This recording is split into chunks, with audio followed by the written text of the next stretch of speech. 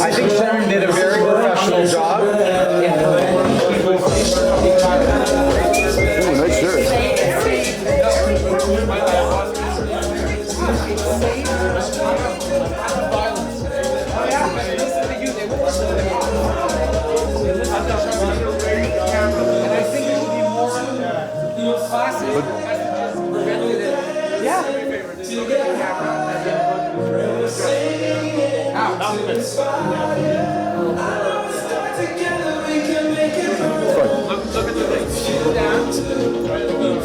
Right is up, right is up, right is down. Right is up.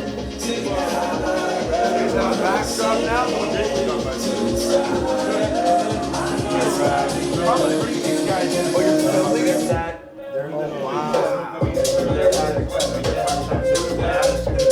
By the way, I gotta go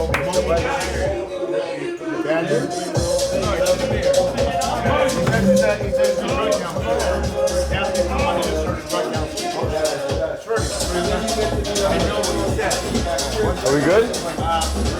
by the way, turn off the light.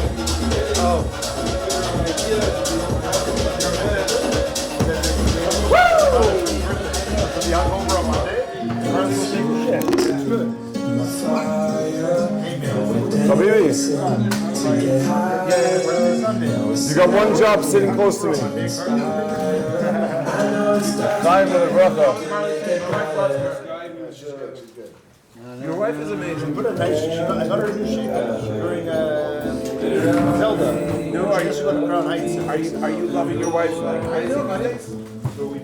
What's going on? I slipped her 50. I said, go get your nails done. This is take care of his wife. Oh my God. This is your seat. Now I'm gonna be able to hear because I'm half deaf.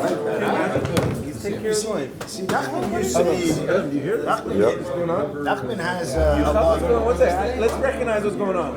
This guy. This is a Listen, seriously. By the way, don't get mad at me. I'm so proud of The you. recording is on the Chaim. By the way, it's crazy. I don't scream at anybody. Hold on. That's what I'm talking about. It's insane. Doesn't make sense.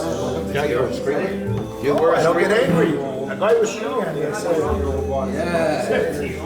The young guys, the lingo we have. Exactly. Someone's calling you. Guys, yo, your phone. everybody, What's your live? Those are the little tests you're getting. welcome to this evening's shir. And there's no safer. I don't have. We're going to be starting something really, really special. Something really, really deep. As is customary in the shir, we are. What are you doing over there? Adjusting. He's adjusting. We are Putting away our phones. We are putting away our phones. So the phones, there's a bucket at the front. You got the music. You're in charge of music tonight. So my phone's here for the music. That's it. There's no phones at the shir. Like seriously, there's no exceptions. You think you're gonna have control. There's no such thing. We really have to enter. We're really trying. Guys, when I'm talking, everybody talk over me. Carmen's like, sure.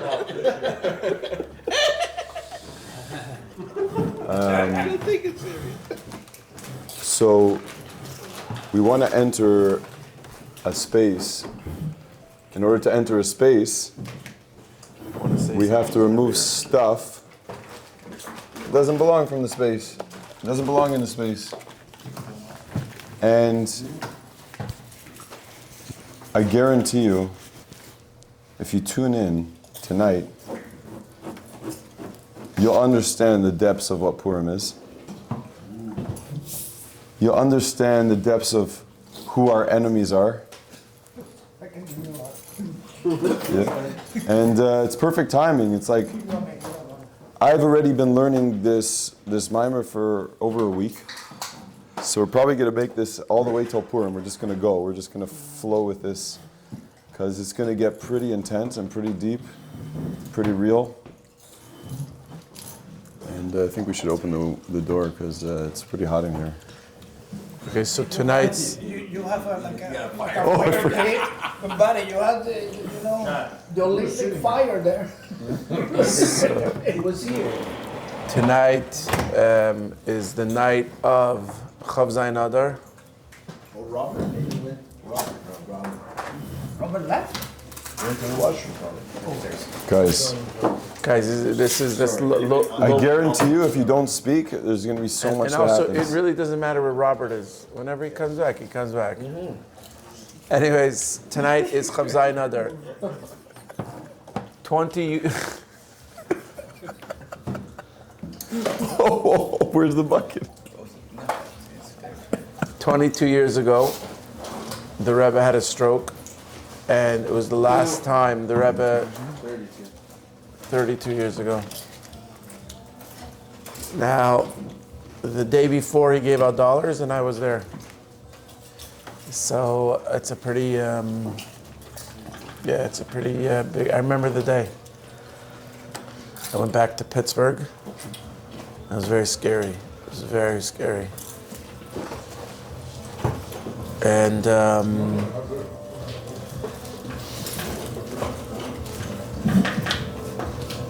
as Yidden, we know everything has significance. So, for whatever reason, Chav Zayin Adar had to happen. And as Chassidim, we need to march forward. We need to start embodying what we're learning. Not just stamazai learn, but really feel the words that we're learning and appreciate it and love it and go all in with it.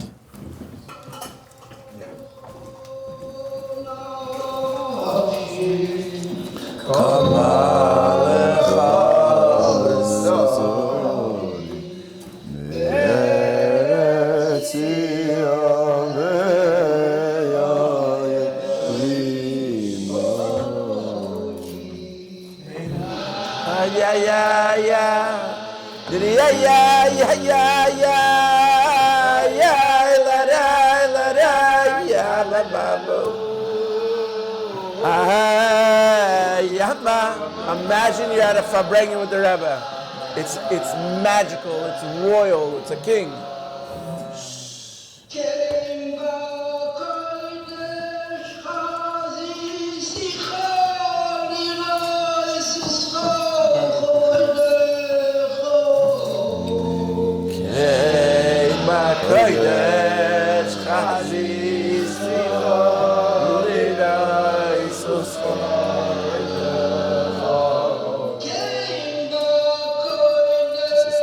Legend. This is legendary. This is amazing.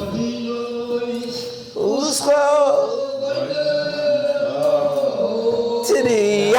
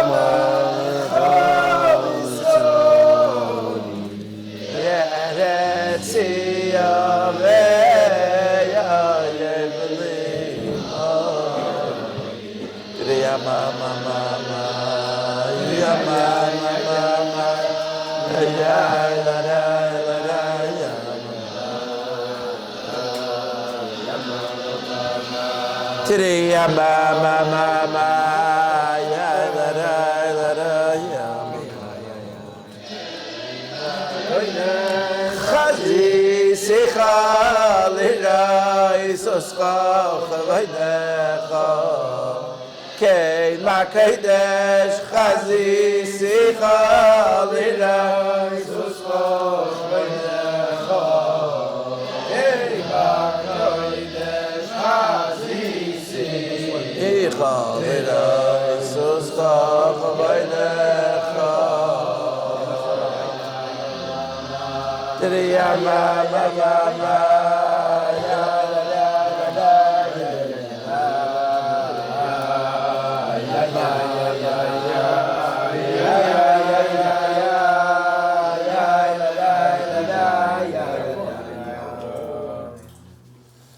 So L'chaim, as Chassidim of the Rebbe knew about Chav Zayin Adar, the Rebbe knows about Chav Zayin Adar, and whatever the message is, the Rebbe's message to us is always remember that Mashiach is coming. That's all he wants us to know. That's all he cares about. That's all. The Rebbe didn't ask a lot of us, but he really did ask the most out of us. When we were doing with Tzayim, all the Rebbe said, just get them to put on film for 30 seconds. Done. That's it. The Rebbe knew once you hit them once, it's game over. Anyways, l'chaim l'racha, l'chaim. The Rebbe is watching us. The Rebbe is gonna turn over the world. The Mashiach is gonna come very, very soon. L'chaim l'racha. So this is a shir that, for those of you who don't normally come, there's no side chatter around the table. We're trying to get a nice intimate circle here instead of one long table, which we used to do, because we want to engage, we want to get involved, we want to be able to make it interactive. Most of the time I will be speaking, but if you start to get bored, don't talk to your guy next to you. Let's fire it up over here. And let's tune into what's possible here. Let's go a little bit deeper than we normally go. I know the world was shaken up today, especially the Thornhill community. There's a lot of craziness going on in the world, and just take a deep breath and feel that. Like, why not? Feel what's going on. That Amalek is not just a concept anymore. We're living it. And just breathe into that.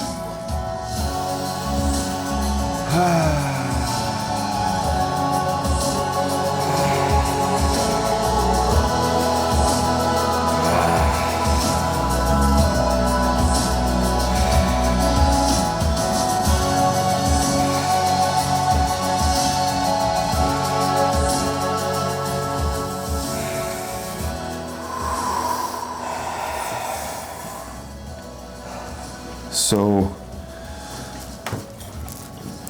in order to know our enemies, I think there's an appropriate mimer that just came down the pipe for myself.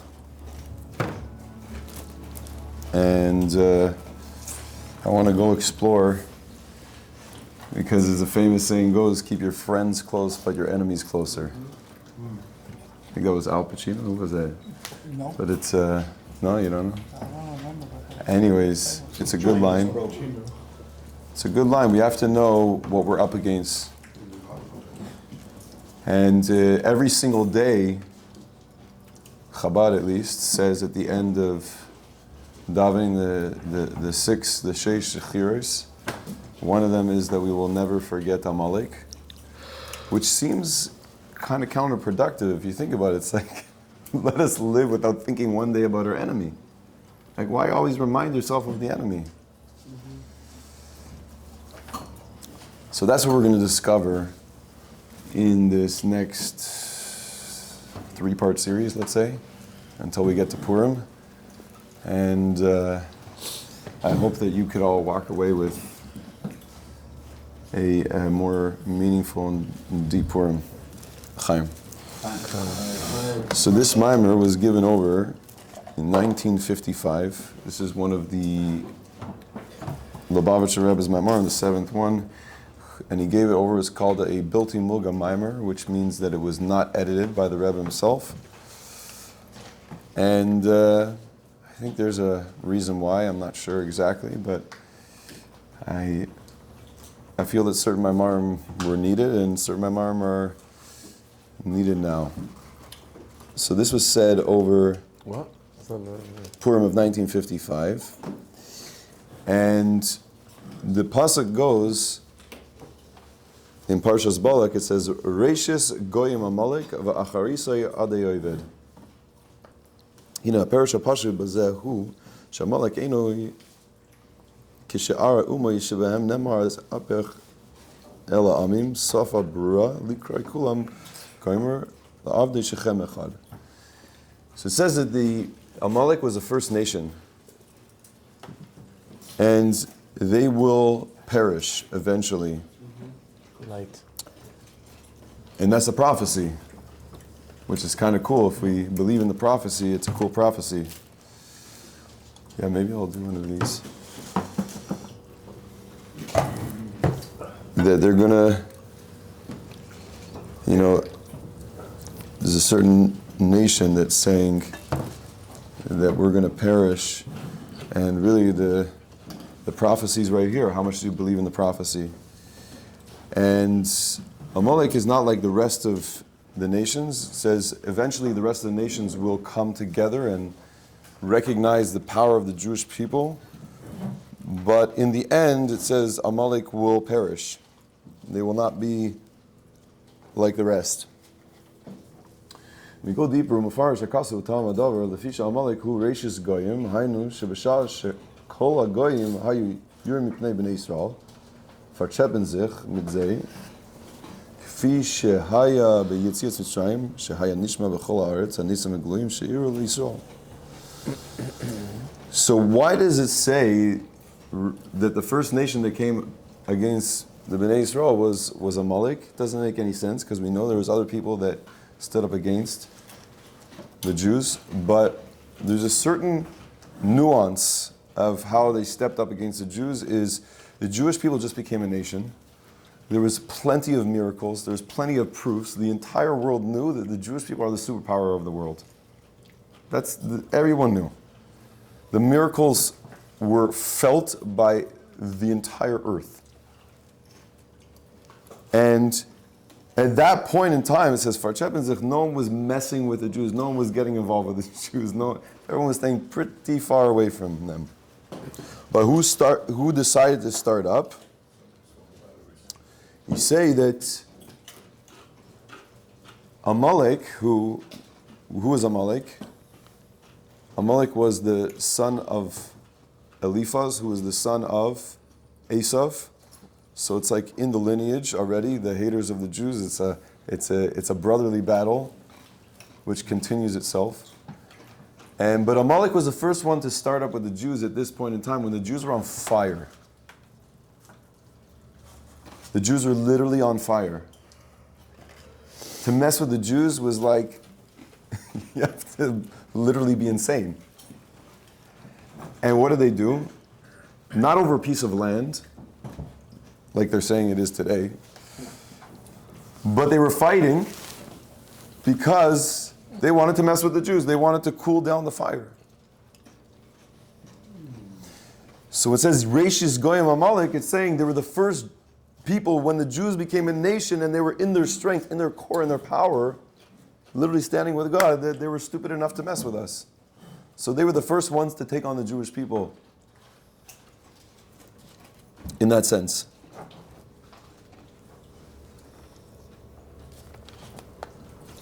It says, as I said over here, they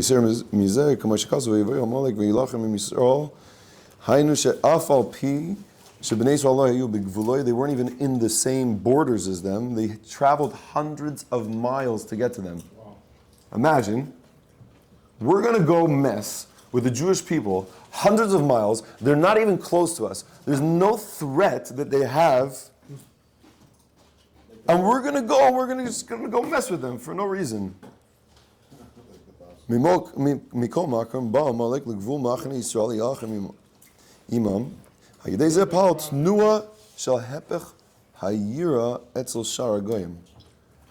so this is what they accomplished. Weren't they crossing through Amalek's property? No. That was a different nation. I remember. That was Moab. Yeah, it was Moav. They did not cross through the same area, and Amalek traveled hundreds of miles just to get them. And what did they accomplish? Here's the key. What they accomplished was... This is very hard to say. Yeah? To get down? It doesn't get down. Whatever, burns a hole. Listen, we're going to have an experience over here tonight. One way or another. Amen. Let's go. So, what they accomplished, what was called a movement of the opposite of awe and fear that the rest of the nations had. They caused a movement. They caused a tnuah. What's a tnuah? A movement. We've talked about this before. If I am going downstream and I move my boat just a little bit, that little tiny movement changes the entire course of the direction of where I'm going. Amalek started a little movement that allowed the rest of the nations to question whether they should fear God, they should fear Bnei Yisrael, whether they should have respect and awe. Tiny little movement. Ukadei Sabah Midrash. How do we understand this? Here's how he brings it. Mashal lambati reitachas she'ein kol birya yechayil leir b'seicha. There's this hot bath. It gives an example in the Medrash. That there's a boiling bath, not just a hot bath, a boiling bath. Imagine a boiling bath, and you literally see bubbles coming out of it. And there's one smart guy who's not so smart, jumps in the bath. He knows he's going to get injured, even could die. Sound familiar? And he does it. Why? So that the rest of the people don't think it's so bad to go in it. It's so bad to do this. He's willing to risk his own third degree whatever burns that he might get to show the world, don't be so afraid of this. Don't be so intimidated by this. And he's going to possibly have wounds and scars all over him. Or, like we know today, someone's going to go out and kill themselves in order to make a message. They're willing to take their own life, burn themselves, Wow. to create a movement that says, don't be so intimidated by these Jewish people. Wow. And I actually said the next part. Even though he gets burned, he kare oisa tzinena bifnei acherim kach sheyetzi Yisrael mitzrayim nafal pachtam al kroa umois kevon sheba Amalek v'nizdaveg lahem afal pi shenatal eshila mitachas yideihen hikiran lifnei umos ha'olam. What did they accomplish? They caused a kriris. They caused a coldness. What's a coldness? A coldness is the fire that we had is not so hot anymore. I'm not so on fire. I'm not so untouchable. I'm not going to roast everyone that comes in front of me. The world's not going to be so intimidated by me anymore. And there's a certain coldness. Like, I'm not so attached to that message. I'm not so scared of that message anymore. Wow. So imagine, like, in a certain sense, because what we're talking about, and the Rebbe is going to say this, but I'll just give a sneak preview, is this is not just what we're talking about on the outside, we're talking about on the inside. This is a very internal battle. Imagine that thing that you witnessed in your life that caused you to have a certain coldness to the message. Like, I'm not so hot about the message anymore. I'm not so passionate and inspired, because if you're in touch with godliness, which is what you experience after davening, is the first davening shacharis it's called an eish oichlahu. It's called an all-consuming fire. I go in there, I get fired up, I come out, I'm on fire. The rest of the day is on fire. I know, guys, that we have to eliminate these bags from the future. I'm going to have to go into the video and literally edit this. I have to edit it out. It's not. It's gone. You gotta keep this. You gotta keep this. That's right. You gotta keep this. It's not your fault. That's right. You know what? Good for you. Yeah. Good for you. Way to stand up for yourself, Moshe. There you go, buddy. There you go. Burn the bags. Burn the bags. There you go. Look, he's also growing. Yeah. Wow. Moish, you did it. I'm proud of you. Pass the test. Oh, yeah. So there's a certain coldness. Imagine, remember when the message got cold for you, when it wasn't so inspiring. Sometimes it's an external experience. Like the world frightens me, I get scared, and I go to my like safety mechanisms of, not being so hotly connected to God. This is my new favorite saying, by the way, I get lost in the sauce. Yeah, it's like today, what happened in Thornhill, it's so easy to get lost in the sauce. I was literally walked outside my house, and this woman's walking by with her children. She's like, "Don't worry, I have the pepper spray." I was like, "Geez, man, this is what we're dealing with right now." And I feel the message. And it's challenging my hotness for the message, challenging my fire. It's challenging my roitachas. Yeah, but isn't that what October 7th did? Like we thought the Israeli government's the best intelligence in the world. No one's ever going to get into our borders. We have the best, the Mossad, the Shin Bet, whatever. Boom. We let down the guard. They let down the entire Jewish nation. Okay, and Now we got these guys coming to our front doors. and Traveling. Okay, so what are you saying? you're almost there. There is a punchline here. And therefore what? They cooled down the fire too. No, I think what he's saying is, I think what you're saying, Farber, is that these people are showing us, or they're challenging, IDF sucks. they're challenging our belief, I think. It's the same as cooling the Is that fire what you're down. saying, that they're challenging our belief? No, they challenged us. Like our army, like we're not as macho as we used to be. Yeah. We're not as There you go. inspired as we used There you go. So But now, that's the opposite. now let's just say, That forces you to believe in God. yeah, whatever, fine. Let's. Not meaning, It's it's the opposite of what Amalek did. Whoa. Amalek started up with you, cooled you down. October 7th started up with you, and that makes me more godly. Not at the beginning. No, it didn't. Not at the beginning. In a sense, I'm like did the same thing. Matter- They tried to whatever. cool us down. It ended up heating us up. It always ends up heating us up. And it Always depends. trying to cool us Cooling you down means you get lost in the sauce. Because people checking the news means Lost. I got lost. I forgot what the message was, what I need to be doing, what I need to be focused on. They got lost. They want to throw us off. Guys, you want? What's the question? They want to throw us off the message. They want to. We're on course. We're going to receive the Torah. We're on the way to receive the Torah. Chaim.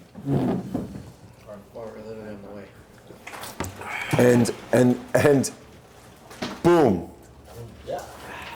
They come. Amalek comes. They come when you're on fire. That's when they come. Because when you're on fire, some people they're like, they doubt their own success. They doubt like being in a certain position. Like, oh, I can't believe I'm here. Like, can I trust this? Like while they're there, they can't trust it. That's the Amalek inside of them that says, I can't trust the goodness. I can't trust the fire. I can't trust that this will sustain itself. I'm always doubting myself. Right? We know that Amalek is the same gematria as Suffolk, which is doubt. We know that already. And it says here, Kevan Shamalek who Rishis Goyim, Rishis Umakar Tnuas Hisnagdus, Bechol Shar Goyim, Lachein Acharis, Yadeoivid, Afapi, Sheitzel Shar Goyim, Inyan Shal Birum, Sheyuchal, Liyos Etzlam La'avdish Chemechad. So, because they're the ones that started the beginning of the world turning in a different direction, that they could go against us, that they could hate us, that they could even like have this hate and have an opinion about us, and that the world should listen to the opinion about us when where we were standing was the world can't have an opinion about us. Like you don't touch this nation. We're a holy nation. That idea that the world today can literally say to a Jew, like, F you Jew, or whatever they're going to say, that could exist in the world, that's from Amalek. So that evil needs to be abolished from the world, because that was the beginning of of going against or being in opposition against the Jewish people. All other nations at the end of days will turn and say, and you're sort of seeing some of it, like there's people that are standing up. You're seeing like a glimpse of the revelation of Mashiach. Zelu Mazeh is always going to be a free choice until you get to that point where it's just like boom. It's like right, you can't even see it coming. You can't see it coming because in any moment it's a choice. That's why you can't see it coming, because if it's not a choice anymore, then it's not. We have nothing to do with it. Why are we here? Like, just speed up the process. So every moment has a choice. There's always Leu Mazeh. So it says Torah is eternal. It's timeless. The message of Torah is eternal. מה גם שכל העניינים שישנו מגשמיס באים על ידי השתלשלות מעניינים הרוחניים, הרי מובן שעניין הנ"ל ישנו בכל זמן ובכל מקום בעבודה רוחנית. So there's a spiritual service. There's something that's happening here now. Today, it's different. I mean, the Rebbe said this in 1955. This is 10 years after Nazi Germany. So, okay, this Jewish people started to recover a little bit from that experience. They weren't feeling necessarily the anti-Semitism in the same way. Today, it's a different message. It's not just a spiritual battle. It's a physical battle right now. There's a physical presence that is literally coming up in your face and telling you and threatening you, and they're not afraid of us, which is what Amalek does. They said, we're not afraid of the Jewish people. The Jews that are doing that. What? What about the Jews that are Yeah, doing that? exactly. Exactly. And that really makes it a free choice. That is a clear free choice. That is the highest revelation of free choice possible. Because if all the Jews are on one side, then we know what the mission is. We're like, hey, we're here. We're doing it together. It's like we're united. Barcheinu avinu kulanu ke'echad. But there's a free choice right now. By the way, it's not just them. There's a bunch of Jewish college students that are also on the in panel. general, not Yeah. just every. You have a guy. He's a world-renowned trauma therapist. He came. His mother was a Holocaust survivor. He's a Jew. His name is Gabor Mate, and he literally sides with the Palestinians. What does he do? He says, because of our oppression, we're oppressing other people. It's so great. So he's literally denying his own existence in that same moment. That's the free choice. Listen, let me tell you something. The day of reckoning is coming for us all. Right. How you choose to live this life is your choice. I'm not here to tell you how to live your life. When they come to our streets in the suburban neighborhoods, that's a problem. You're right, it is. It's a big That's problem. Yeah. Right. When they were on Bedford, Time now? You know, the Russians are. It's the break time right now. They changed Rabbi Brown. I'm gonna finish this point here. Okay, guys, Johnny, don't You're getting lost in the sauce. lost in the sauce. This is news talk. This is what happened today. This is We'll have a time to talk about it. But that's for breaks. That's the mapacho. That's the whatever else everyone's gonna do. not getting lost in the sauce. Just come back to recognizing our enemy. The enemy's inside. The enemy that they create inside of us, if you're getting the point, is that we could doubt the message. How legitimate the message is. That we could think that maybe the message is not true. They put that thought in your mind that the message could not be. That's called the beginning of Isnagdus. That's called kriris. That's called a certain coldness to the message. Wow, I got hit hard today. I need to go and whatever. Don't lose yourself. Recognize what's happening. Be aware of what the message is here, because that's the beginning. That's why that evil needs to be abolished from the world, because that evil literally was the start of it all. As the Rebbe says here, he says, Amalek inyanu chutzpah v'gaiva. What's Amalek? chutzpah v'gaiva. Gaiva is this sense of, I'm proud of myself, like me, look at me, look what I can do. It's a strong sense of ego. Chutzpah is, what's chutzpah? I don't even know how to say it in English because I think it made the English dictionary by now. No, disrespect. Disrespect. Disrespect. It's not respecting the alignment of Yeah. life. It's really the same thing. Disrespecting your Yeah. father. Because my ego wants It's to putting things out disarm. of order. It's out of alignment. It's saying you don't belong there. I have to show the world that you don't belong there, and the world shouldn't fear you. It's taking away a godly presence in the world, and that's a chutzpah, because to go against and embrace the order of creation and how it's supposed to be. What are the two words? Gaiva and chutzpah? Yeah. So it's not the same thing.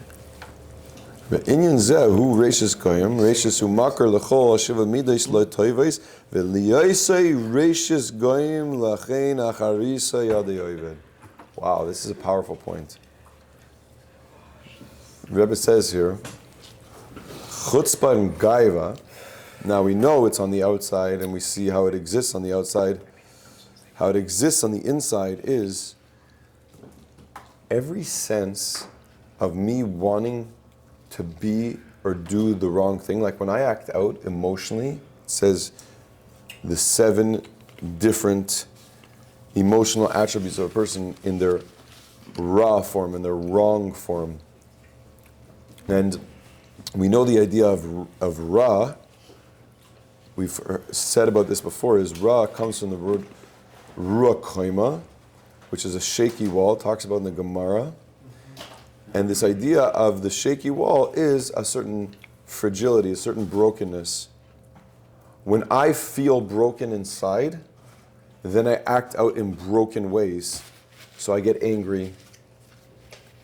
I have unhealthy attachments. I become needy.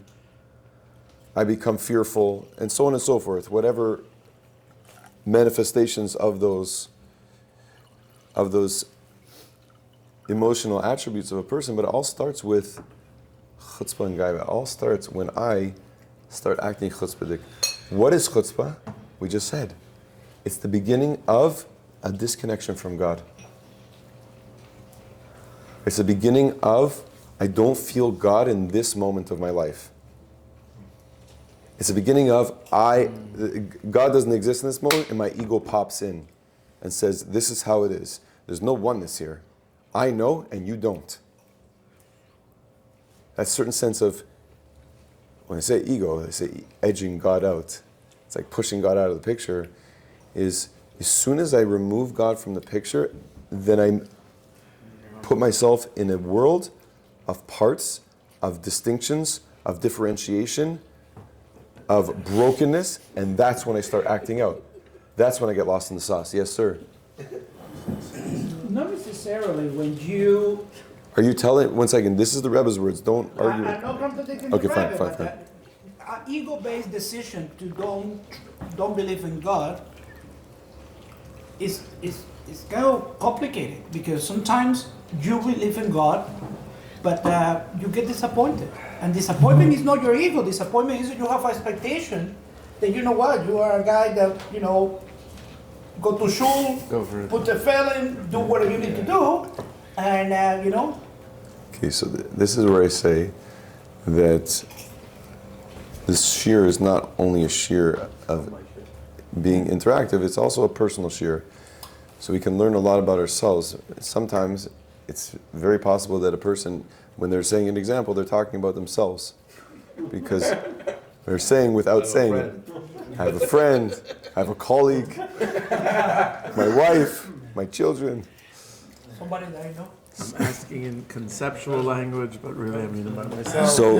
So let's just get practical, because then we get nuggets of wisdom. If you want to check in about something? No, yeah, for sure. So Okay. if you want to go in that path, no problem. Here, put this on. Let's go in the bath. Put it on. Should he sit over here? No, stay there. It's better if we don't see him. That's actually true. Genius. No. Forward. So if you're going to go into that direction, I don't have any issue. I think that we are between friends and people, that I can trust. So yes, so one stage of my life, I have a very bad situation in my personal life. I go into a very nasty divorce. My two daughters went totally out of their things were very, very complicated in my life. Yes, I doubt. They say, okay, Hashem, where are you? Okay, I'm here. I do whatever I need to do. Right there. You see what you just said?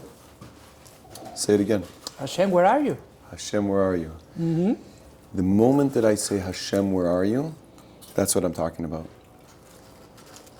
That's the moment that I could say, Hashem, where are you? Whereas Amalek entered the picture. I'm not saying it shouldn't. I'm not saying that circumstance is very challenging. Is not challenging. Continue, yeah, go on. So you say, Hashem, where are you? And not that I doubt about the existence of Hashem, but I question myself, why me? Why? Okay, I will follow whatever is, your decision, but, give me instructions. Why me is a question of the ego. I'm not putting you down, but you're basically telling, let's just put it this way, let's put it into perspective, and I want you to continue, but I really want to give a strong perspective here. Why me says, now watch this, God's the creator. I am his creation. The moment I say, why me, I'm basically saying, if I was in your position, God, I would do better. Think about that for a second. If I was in your position, I would have done it differently. I would have made Moshe's life different parents, different situation with his family, and less struggles, and so on and so forth. Which, that's a challenge on God. Now, to challenge God, that's chutzpah. But I'm not saying the chutzpah that you did something wrong. But that's the moment where the disconnection happened, and that's where I'll find myself thinking the wrong things, acting out in the wrong way, being angry, being sad, being scared. Do you understand what I'm saying to you? Yeah, a reaction. Yes. Because I'm basically challenging God and how he runs the world. Think about it. What we're doing right now, when we're seeing people that are doing whatever they're doing, and we're frustrated with this, we're basically enrolling in the story of challenging God, in a certain sense. You understand what I'm saying to you? It's a deep message. Continue your story. No, I question myself. So, So why me? in the same way that in Bereish is Hashem said to Adam, Ayetka, where are you? What's going on? So I multiple times asked that question. Yeah, but you're asking God in this case. Yeah, exactly. God was asking others. Yeah, exactly. That's the ego. That's exactly the point. You flip the script. It's exactly, you see? Yeah. And so Amalek does that. They bring up such animosity, yeah, challenging. They did that today. and we want to get dirty. So there's a guy, he came to my house. I needed to get rid of some garbage, a Chassidish fellow in the area, and he says to me, "You're going to the thing today?" I said, "No." He says, "Oh, I have to finish quickly. I have to go there, but I don't know if I can. I can hold myself back." And I'm just like, just take a deep breath for a second. Just relax. Just recognize what's going on for you. And just remember who's in charge over here. Sometimes we want to tell these, we want to tell God about all of our big problems. Hey, God, where are you? Instead, we have to remember to tell our problems how big our God is. Sometimes we think our problems are so big that they're so much bigger than us. We are forgetting our own bigness. That's what's really happening. We're forgetting what we're connected to. We're forgetting deep message that lives inside of us, which is called Yechida Shebnefesh, which all the way, the goalpost over here, or where we're going, is we're going all the way to Yechida. We're going all the way to the core over here. We first have to start where it all went wrong. We need to do a meditation around that. Let's go. Let's go. Are you going right now? Okay, we're going to take a 5-minute break, 10-minute break. At least 10 minutes, at least. We're going to take a 10-minute Can I break. just say one comment? Yeah, you can say it. See, I think today was all a bunch of narsh day. We should have just put safety fences around the shul. Everyone go on with their own business. We wasted Yeah, safety fences. resources, and everybody had so much energy about such. You know what we should have done? We should get up and dance, bro. Pay off the inside. Uncle Farber, I agree with you, bro. I'm not showing up as To life! Because that's what the Jewish people are all about. To life! To the value of each life! To Am Yisrael! To Am Yisrael! To Am Yisrael!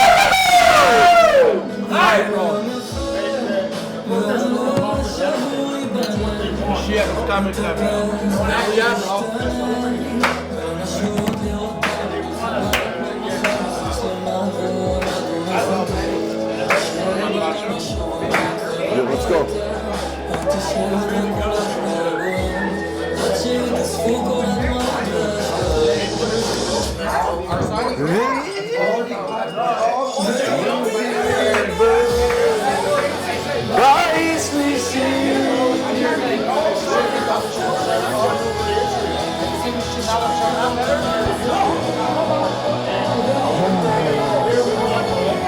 Good to see you. Good to see you, Sam.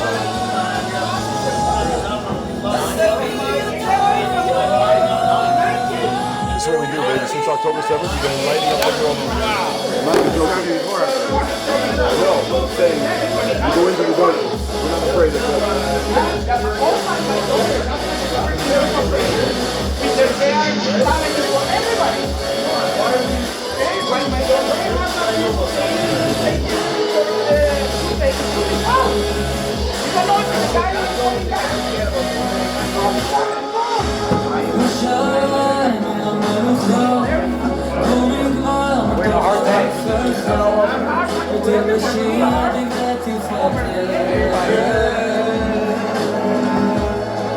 Same question as you. I say this, especially after my grandparents, the Holocaust survivors. I said to myself, what the fuck is that? Where are you? God, where are you? Love us, take care of us, give us the Torah. Where are you?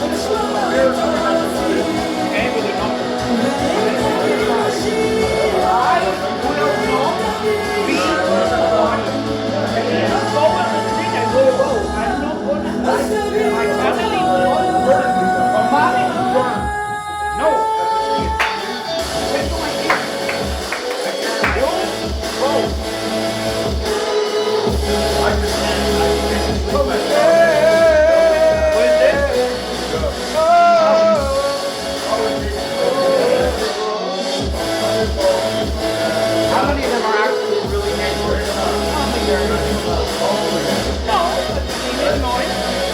Which is interesting. Why are the only violent ones in the movie? Why are no one violent? God forbid, nothing should happen. But why has nothing happened? And what's sad is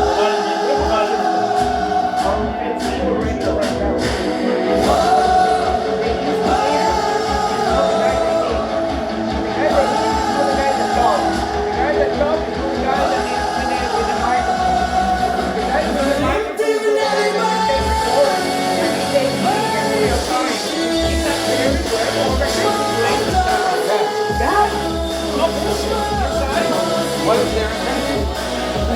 Blackmail. Are you okay? Tired. What happened to your head? Oh, because I hit a couple of guys.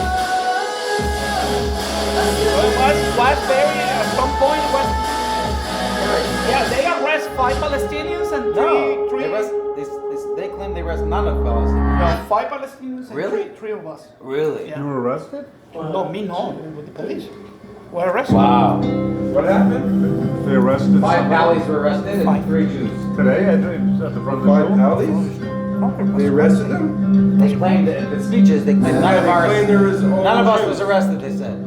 The Jews had 6 arrested. They arrested them? What did they do? They were physical, you said? Yeah, there was a lot of physicality. As it spread, as the line spread away from the vice, Only in the they beginning, couldn't though, stop right? all the little skirmishes. Only in the beginning, And they right? kept running on the sides, because as it spread, they, oh, something going on there, something, and What happened? everybody I ran didn't to the see. side. I came Because they late. single people. They Right. single. That is what they do. They single 2 or 3 Jews, and they all go. That's what I thought when I was So walking yeah, home. you I told thought me, they were you gonna told me you understand a little bit of their Yeah. what's their agenda, what's their plan? The It's not to plan attack is Jews. it's Is it? Oh, scared. It's the what? Scared, but they don't use violence. They don't use knives. They don't use firebombs. They don't use grenades. Right now. Thank God. Thank God. I'm wondering why is like does Canada not have the violent ones? Do they screen people before they come to Canada? They know who they are. No, I don't their, think so. their whole game is retaliatory. They get out with Why are you asking that? They let Nazis to do in. something What's first. the difference? They let Nazis I'm in. trying to understand their plan for Toronto. For their what's their It's for you to make your life scared? So miserable. just scared that they don't want to get. They Listen, don't. the boys are chasing these guys now. All the Israeli boys are chasing guys. Chasing who? Palestinians in the car. area? In the area, Versailles, Star, Crescent. They know now they go around. They're not gonna attack you. They go with a car with a big Palestinian flag. Okay, with music, not music. You get scared of shit. I have 2 seniors with panic attacks at Hill Crescent. But I thought, Shalom. There were what? What happened? Panic attack! Imagine you're in your house, you're a senior. Fucking Palestinian is with the Arab music in front of your thing, what are you gonna do? You get scared. What happened? What's the story? What's the story? Now, What's the story? What happened?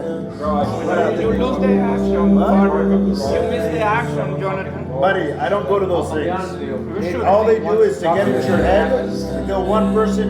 No, I think pepper spray. I think it's a very different thing. You have to see the reality of where we live and the lack of total enforcement. I'm sorry. You have to open your eyes. Jonathan, you need to You're see. taking a fire hose and just hose them down. No, yeah, Jonathan, right. they You'll get work with arrested. music. The bylaw officers show up. Senior go.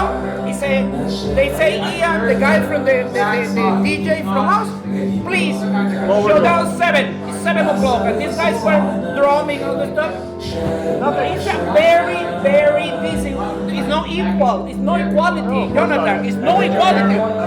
I went outside. My wife stayed outside for about 2 hours. Yeah, but you let them. And they said, well, what? Yeah, but you let them. You lower the sound because you want to have it now. I didn't say that. You want to bring up. So go bring somewhere else. Not here.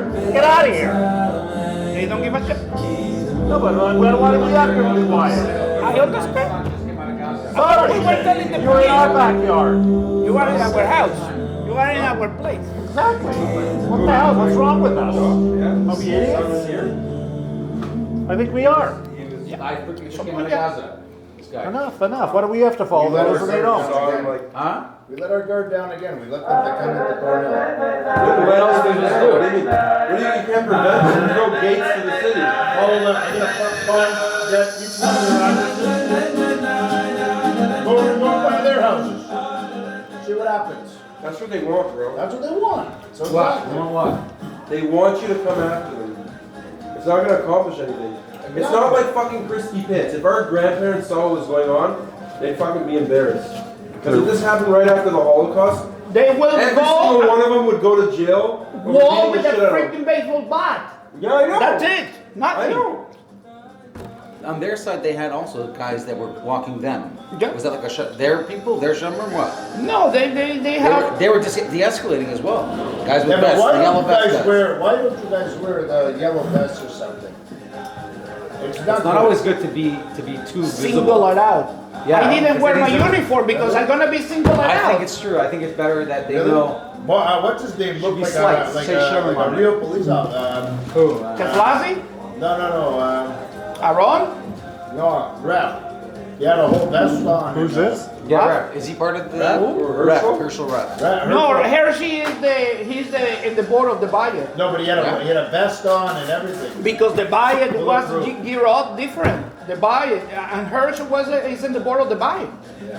The Bayet didn't want Shomrim to be there. Are you serious? And yeah, Rabbi Koronki called Do you have us. any idea what Shomrim did today? Well, They literally de-escalated about 10 massive brawls. Wow. They took Jews that they said, do not physically fight them. It's not Oh what my we want. gosh, you got lost. They literally did a There's a couple tremendous, Jews that tremendous did job. get lost. There was a guy who did, like, they have it on video. I don't know what he did, but he's being arrested. There's a woman who pepper sprayed them. No! Their side?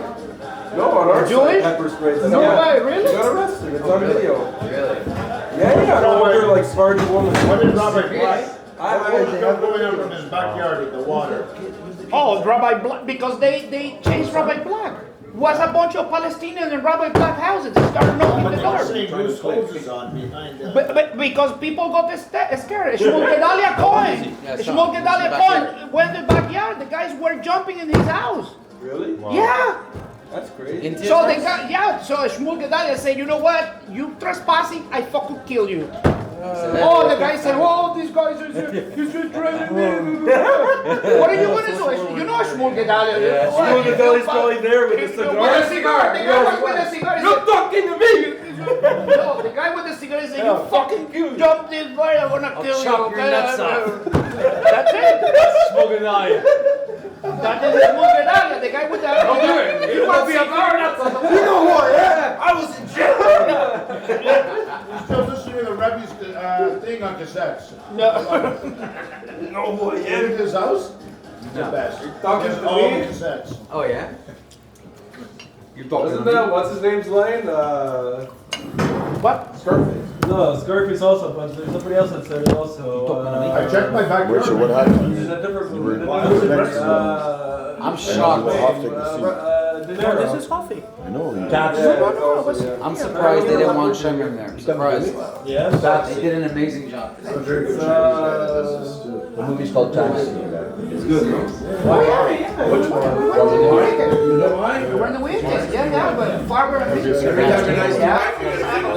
Oh, Monday, Farber was in it. Moshe, are you alive? Moshe, we're alive. Yeah, Was that it?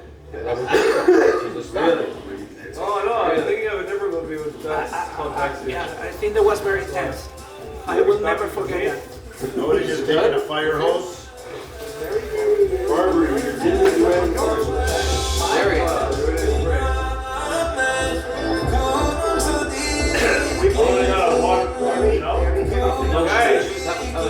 okay, this one, guys. This one's for my friends, the Chasidishers. This is for my friends, the Chasidishers. The song. The song. The Strymalists. These are for the Strymalists. Jonathan.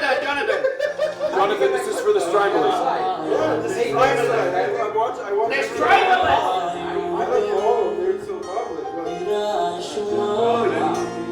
Look, they show trick face. They show after they got into a fight. This is what they did. These guys are crazy.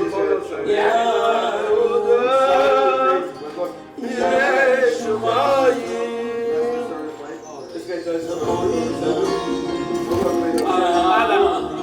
How was your meeting? Push it. The Israeli consulate didn't send anybody. They are not authorized to act. They just go intelligence and check. That's how they have the. Who are they talking to? They have connection with the police. They have connection with the police. They're not gonna go. They go there to see. That's it.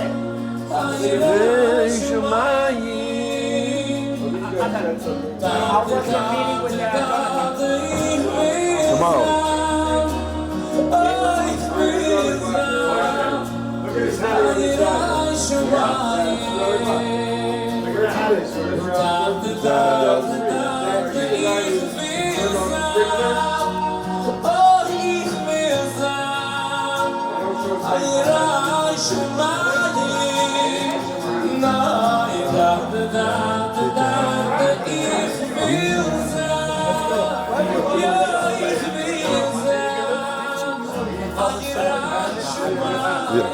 Yeah, so why don't you try this guy? I'm rock these days.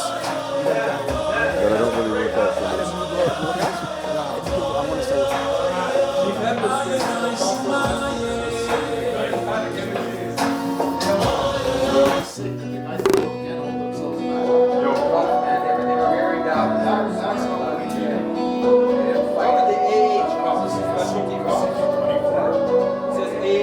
Look what this guy did, it's so funny.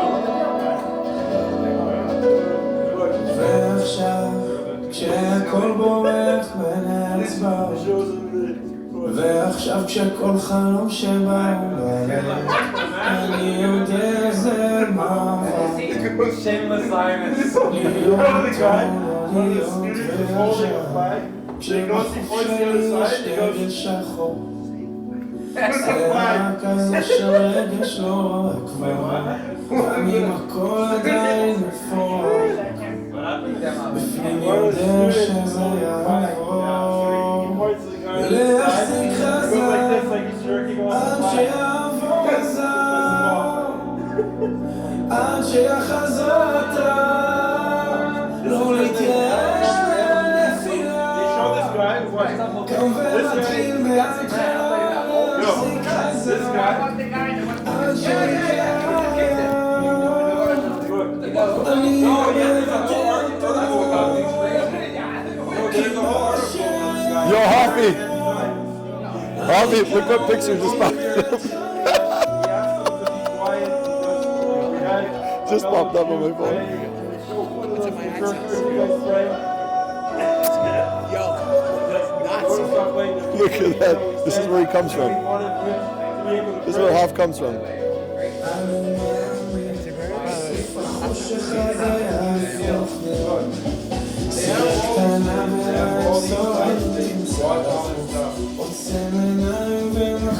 It's all about propaganda and getting the right clip. This is the worst one. Here, this is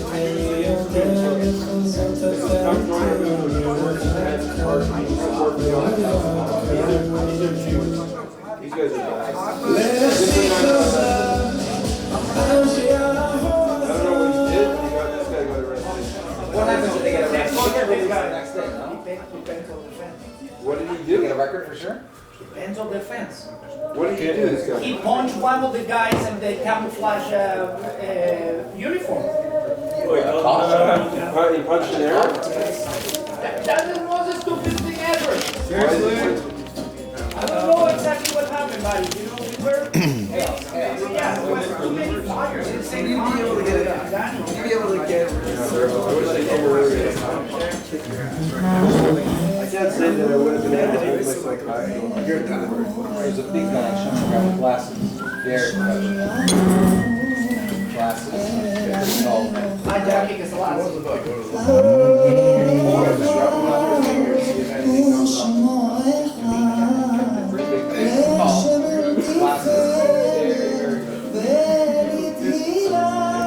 How many members are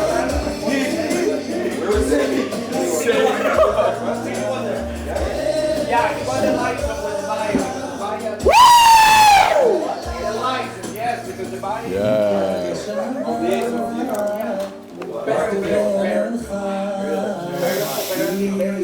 Okay. They don't stuck in their ways? They don't believe what they they're capable to do. Don't shit around. The music system was amazing. That was the guys from the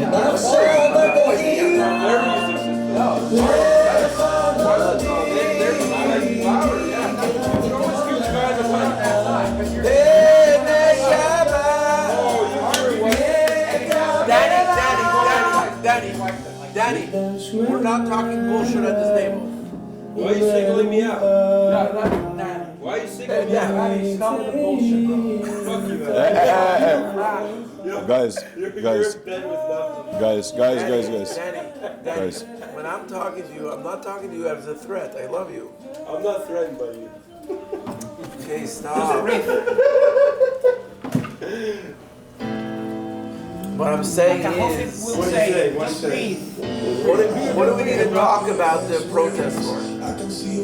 Why do we get riled took a up? break how they wanted to break. I don't know. What you talked about outside? We want to stay in. What did you At talk this about table, outside? this is the holy You're making table. it up if you have to think about it. What did you actually No, this is the holy table.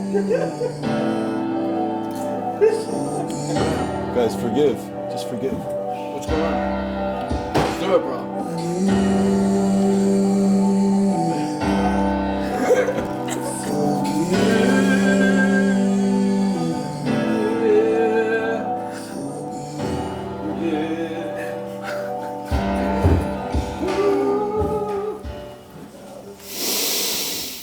Okay, we're back. We're back.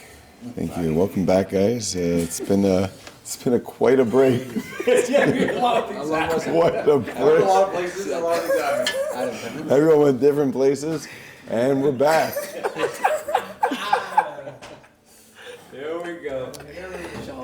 I'm telling you, it's like we weren't even here. So let's come back and let's recognize that what we were saying before, just to recap, is that this is a timeless message. I know we're feeling it now as a Jewish people, but this is a timeless message. And where the Rebbe is going to take us next is Chaim.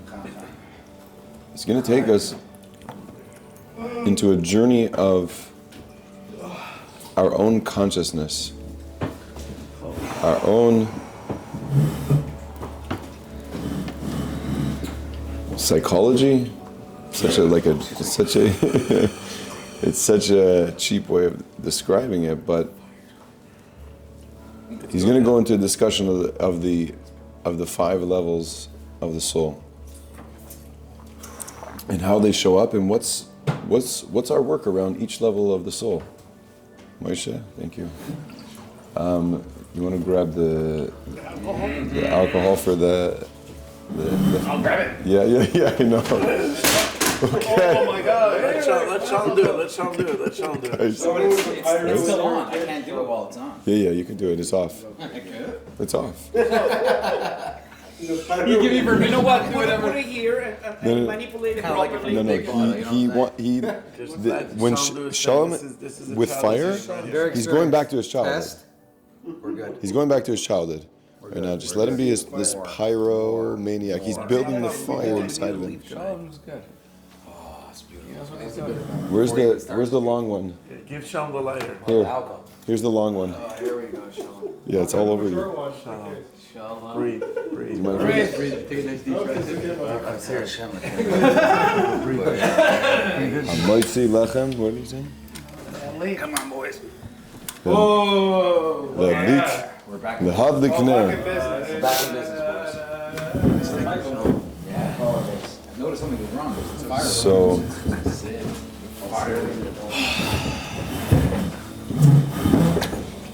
So it all starts with the chutzpah and the gaiva, where we start to question God's process. Now, sometimes questioning God's process comes in the form of looking at the world and saying that doesn't belong, thinking we know what God wants also. We think we're on the same level. That's also out of alignment, by the way, thinking we're on the same level. Oh, let me tell you why God did this. Well, on October 7th, there was this music festival and all that. We've heard that before. Or the Holocaust. Or the Holocaust, exactly. It's like we're not on the same level. That's out of alignment. There's an order of creation. There's a hierarchy. The hierarchy, if we take the hierarchy out of order, now that's where problems start. So when I have chutzpah and ego, I'm out of alignment. Now the process of creation is that we have to go out of alignment.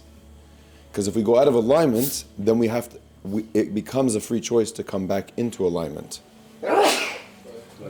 The whole purpose of creation is to go back in alignment. That's what it is. That's the whole purpose of creation. You got the message, is to go back into alignment. What takes us out of alignment is, he's going to say now, soon in a second, he's going to talk about the animal soul a little bit. But what takes us out of alignment is the first thing is chutzpah, is going out of the hierarchy of the order of the way the world works, the orders of the way the world is supposed to work. So there's God first, and He's the authority. And then there's certain people that we have within the system that we trust, have different levels of trust, that they hold a certain godly light, a certain power. We call them the Chachamim. Why? Not just because they're a bunch of smart people. The Chachamim were people, just wait, I'm just going to finish this in 1 second. The Chachamim were people that embodied Chachma. They always knew where they came from. They were always in alignment. So if they're in alignment, they're Chachamim, they have, what they say is words of wisdom. So this alignment or realignment, as you say, Exactly. It's coming in the form of teshuva, tzedakah, this way that we have to go back. Yeah, so tshuva was created before the world because tshuva is the only thing that can take us above the world. It's like I can go back in time on something that I've already done and correct it. How is that possible? Because tshuva existed before. And be better because of it. So, meaning tshuva, you go higher than source with tshuva. But did Adam and Rishon do tshuva? Thank you. great question. I think he's going to answer it in the third shear. So you're going to have to wait till the third shear. Do you have the patience for that? So we agree that those are the actions that we have to realign. Yeah, we got to realign. That's the process. What takes us out of alignment, the first thing that takes you out of alignment is challenging the process of life. Chutzpah, that's chutzpah. Who are you to say how life is supposed to happen? Yeah, there's lots of good questions coming. I feel it. Okay, so 1 second. So when you saw the protests today, if you could tap in, if you could feel into yourself, what were you feeling when you first thought about the protests? When you first heard about the protests? What was going on for you? Well, as you heard it was coming closer to the day, what was going on for you? Meaning, what were you feeling in your body? What was the process? Well, I was concerned about my people. The people get in trouble because these people were professionally instigators, and our people, we are full of emotions, and we feel the pain for our people in Israel, and you just want to get it out. But So you Moshe, need to internalize Moshe, I'm going to ask you, because you know what I'm talking about, is to speak only about yourself. Okay, I was concerned about the others. Yeah. And when you're concerned, when you show up from a level of concern, then you do something. You go and you go down a certain path. We all go down certain paths when we're concerned. Some people eat, some people stand up strong, some people want to hide out. Some people freeze, they don't know what to do. I don't know what you're trying to get at when you're saying what you're saying. What were you saying? You said something? I was trying to continue. Nachman, you want to check? You want to check? Woo! Check, Nachman. I was trying to continue. I don't know where you're going with it. Put it on the big screen.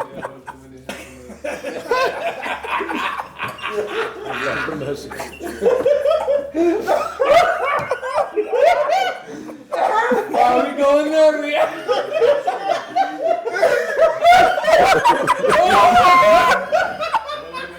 Every single time. Oh my god. A lot happened today. There's a lot of energy today. Sometimes.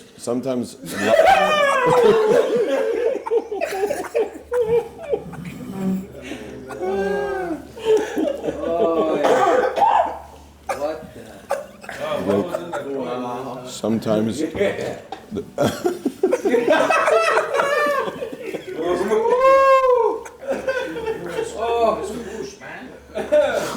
Oh yeah, that was good. That was very helpful. There it is.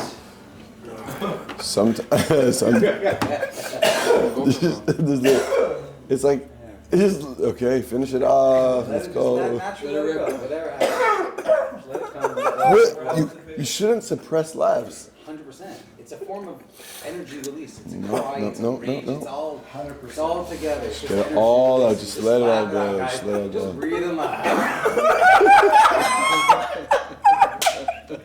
Breathe and laugh. Whatever you have to do, just let it flow. Wow. It's a So weird you sound. should be a Laughing, life coach, laughing, life laughing, coach. laughing therapy. I'm definitely editing this one. Yoga, laughing yoga. If I have So- Moshe with me, we'll do that. Yeah. So we Welcome back to the break. we were. Let's go back. You gotta send us the laughter at least. Yeah. By the way, it's actually recorded this time. Right? We have something from what was his name? That guy that You was. can always recreate a moment. You just No, gotta- the guy that was. Yeah, where's Leo Anavi? What's your last name? Can't tell you.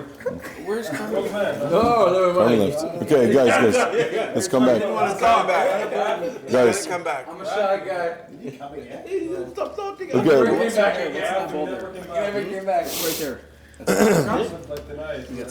Okay, so speaking of alignment, there's alignment within how the world works, where there's God in charge, people He put in charge, the people that follow, and then there's us idiots that are sitting around the table and trying to figure it out. So in that process, when we're trying to figure it out, the Rebbe gives us a gift. He gives us a beautiful gift. He lays it down.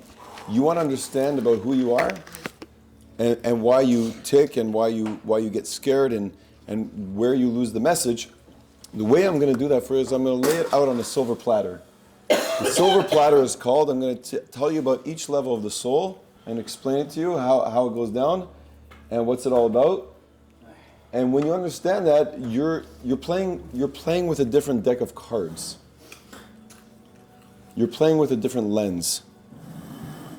When they say Chasidus, when you're learning Chasidus or Chasidus in the Lubavitch world, is seeing the world through God's eyes.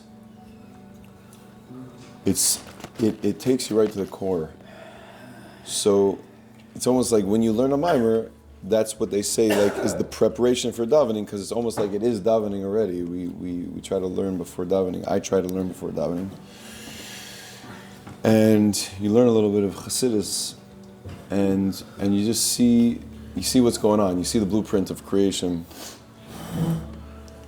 So what the Rebbe does over here is he teaches us about what are we playing with over here. What are we talking about? We're going to get back to Amalek. We're going to talk about it, but it's coming back later. Right now we're going to talk about the person. So he says here, "V'yuvam behegdim klaus inyan avodas adam shehi lefi oifen hadargos sheyeshna benefesh adam." There's different levels of the soul, and that's how we're going to understand this avodah. What we have to do. Sheklaus chamisha dargos nefesh ruach neshama chai yechida ach ikar avodah betmidus hi behakoiches pnimim shem nefesh ruach neshama. She says there's 5 levels of the soul, but of the 5 levels of the soul, there's 3 levels of the soul that we are supposed to work with constantly. The other 2 we don't work with constantly, but these three we work with constantly. Why? Because they're called koiches pnimim. They're internal things. This is what makes us up. In Chabad we say that what the Rebbe wants to create is, he wants to create pnimim. What a pnimi really means is someone who's internalized the message. Who's someone who's internalized the message? Someone who's authentic. Someone who lives and shows up to the message as it's. I'm not playing around over here. I'm not like doing Yiddishkeit on the side and whatever. I'm literally creating a reflection inside of me that when I'm in closed doors, when nobody's looking and nobody knows what's going on, that's the pnimim. I want your inner world. I want when you're behind closed doors. I want your thoughts. I want everything about you. I want you to refine your emotions. I want you to become a better person. I want you to think about me. I want you to bring me into everything that you do. I want that to fuel your existence. That's what it really means. That's the playing field.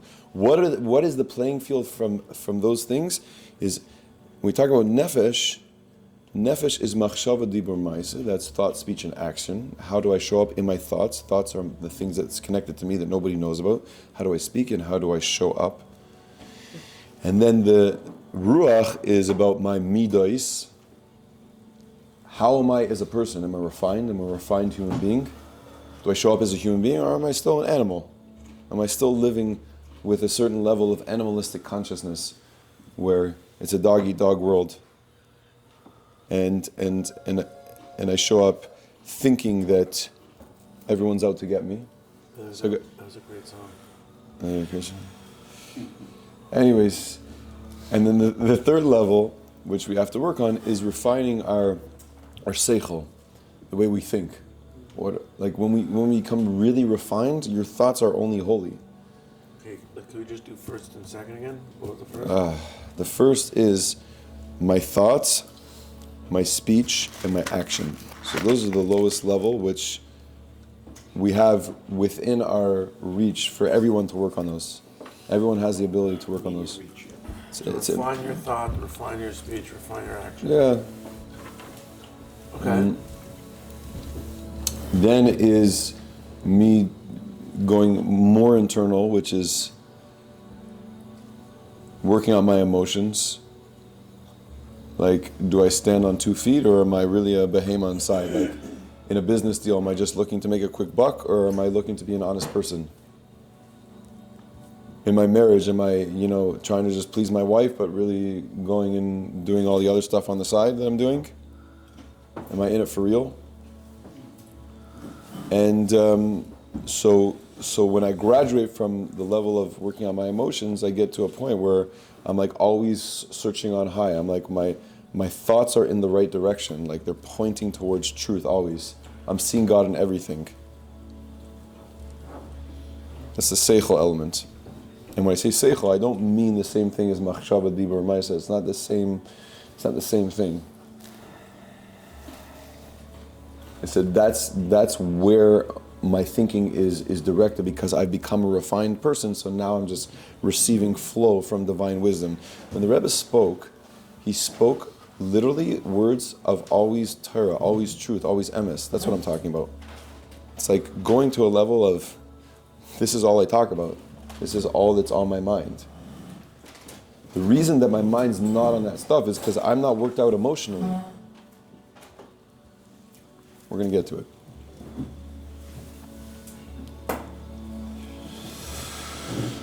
Yeah.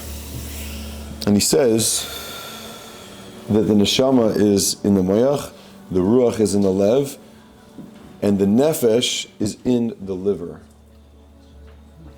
Right? The kavod is the liver.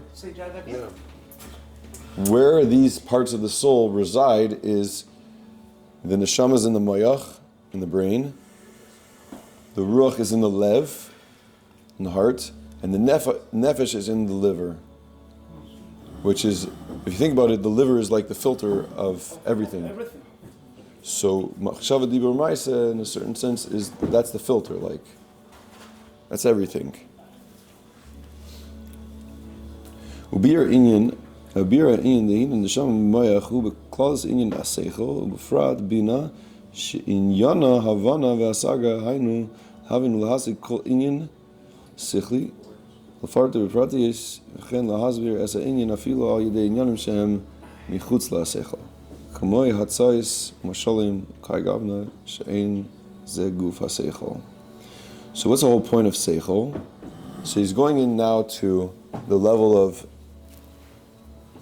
neshama, where he's going to talk about what's the point of seichel. What do we have seichel for? In its core, what is cognition for?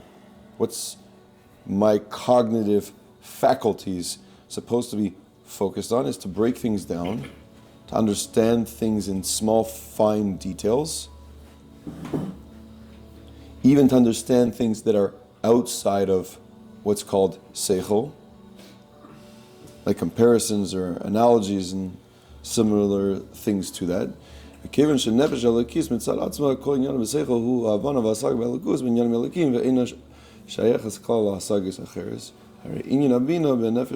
Elikis hu levar lahasbiras inyan elikim gam al yedei inyan shemichutz lasaga gam lefart esasir uvanvan vasaga lefartav. So it says, what's the whole point of the godly soul? To understand things in a way that I can. It's like the godly soul comes down into the world, and its mission is to find godliness in each thing. To how can I understand, how can I see God in each detail?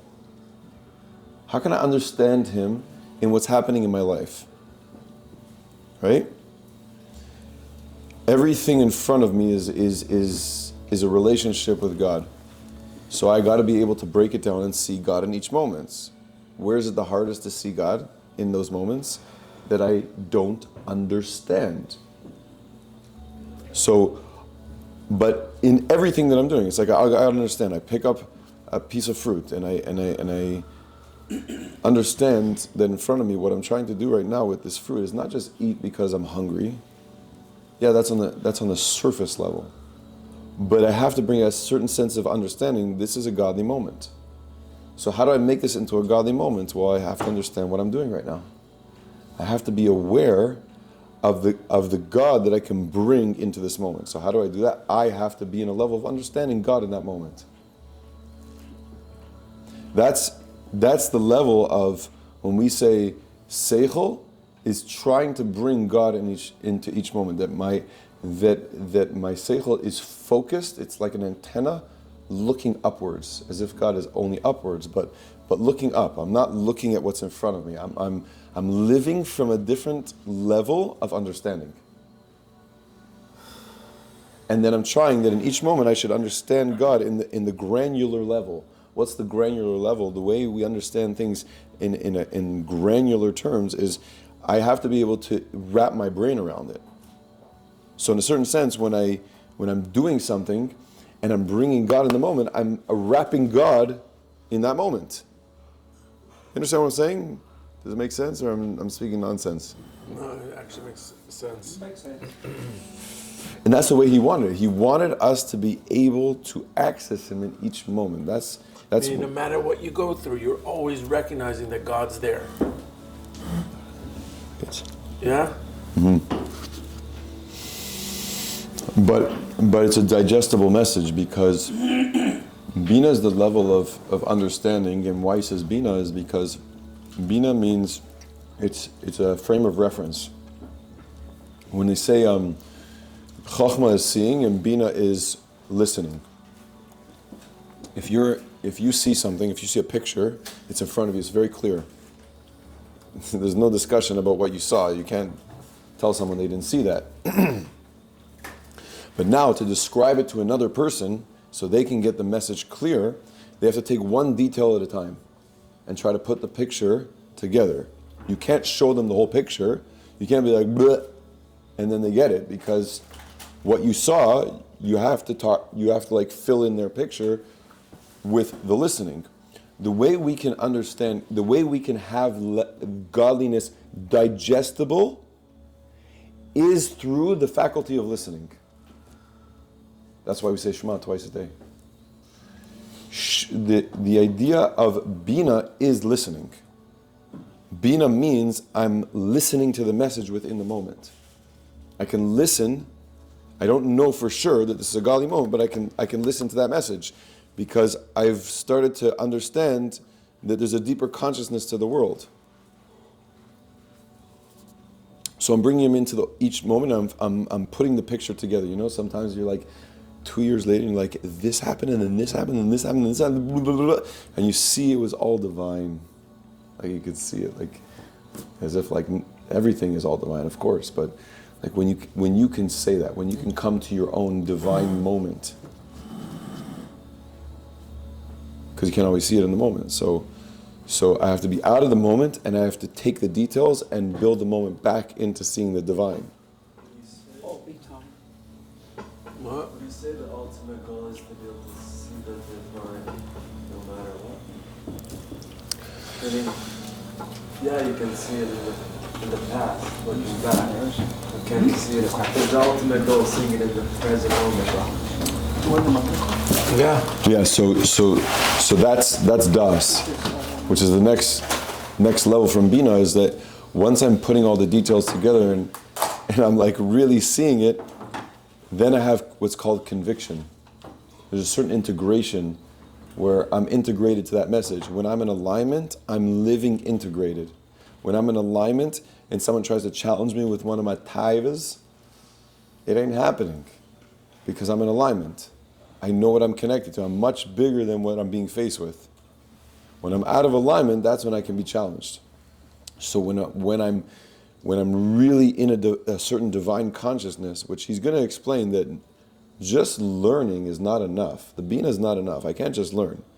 The animal is going to test me. The animal's pure emotions. It's raw, it's brutal, it's brute force, it's intensity.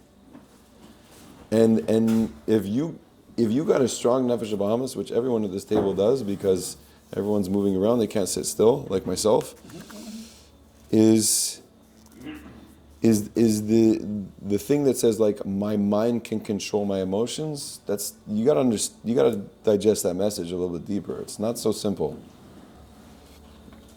So when I'm living integrated and I have conviction, then I see God wherever I go. It's not about me trying to see God. I am seeing God. I got the picture.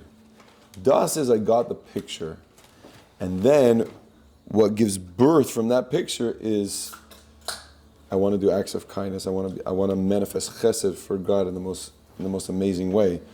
I want to stand up for what I believe in. I'm proud to be a Jew. That's gevura, chesed, gevura. You keep on going, and I'm just living fully, giving birth to an alignment of pure manifestation of God's emotive attributes, the Esser spheres. So, but the first step with what we're trying to do is we're trying to be able to see God in each moment. And what he's going to tell us later is that where do I not see God? Where did my seeing get challenged? Chaim. Wow. It's when I didn't see that I have chutzpah. I didn't see the truth in that moment that I have chutzpah. Why did it happen this way? Now chutzpah is necessary.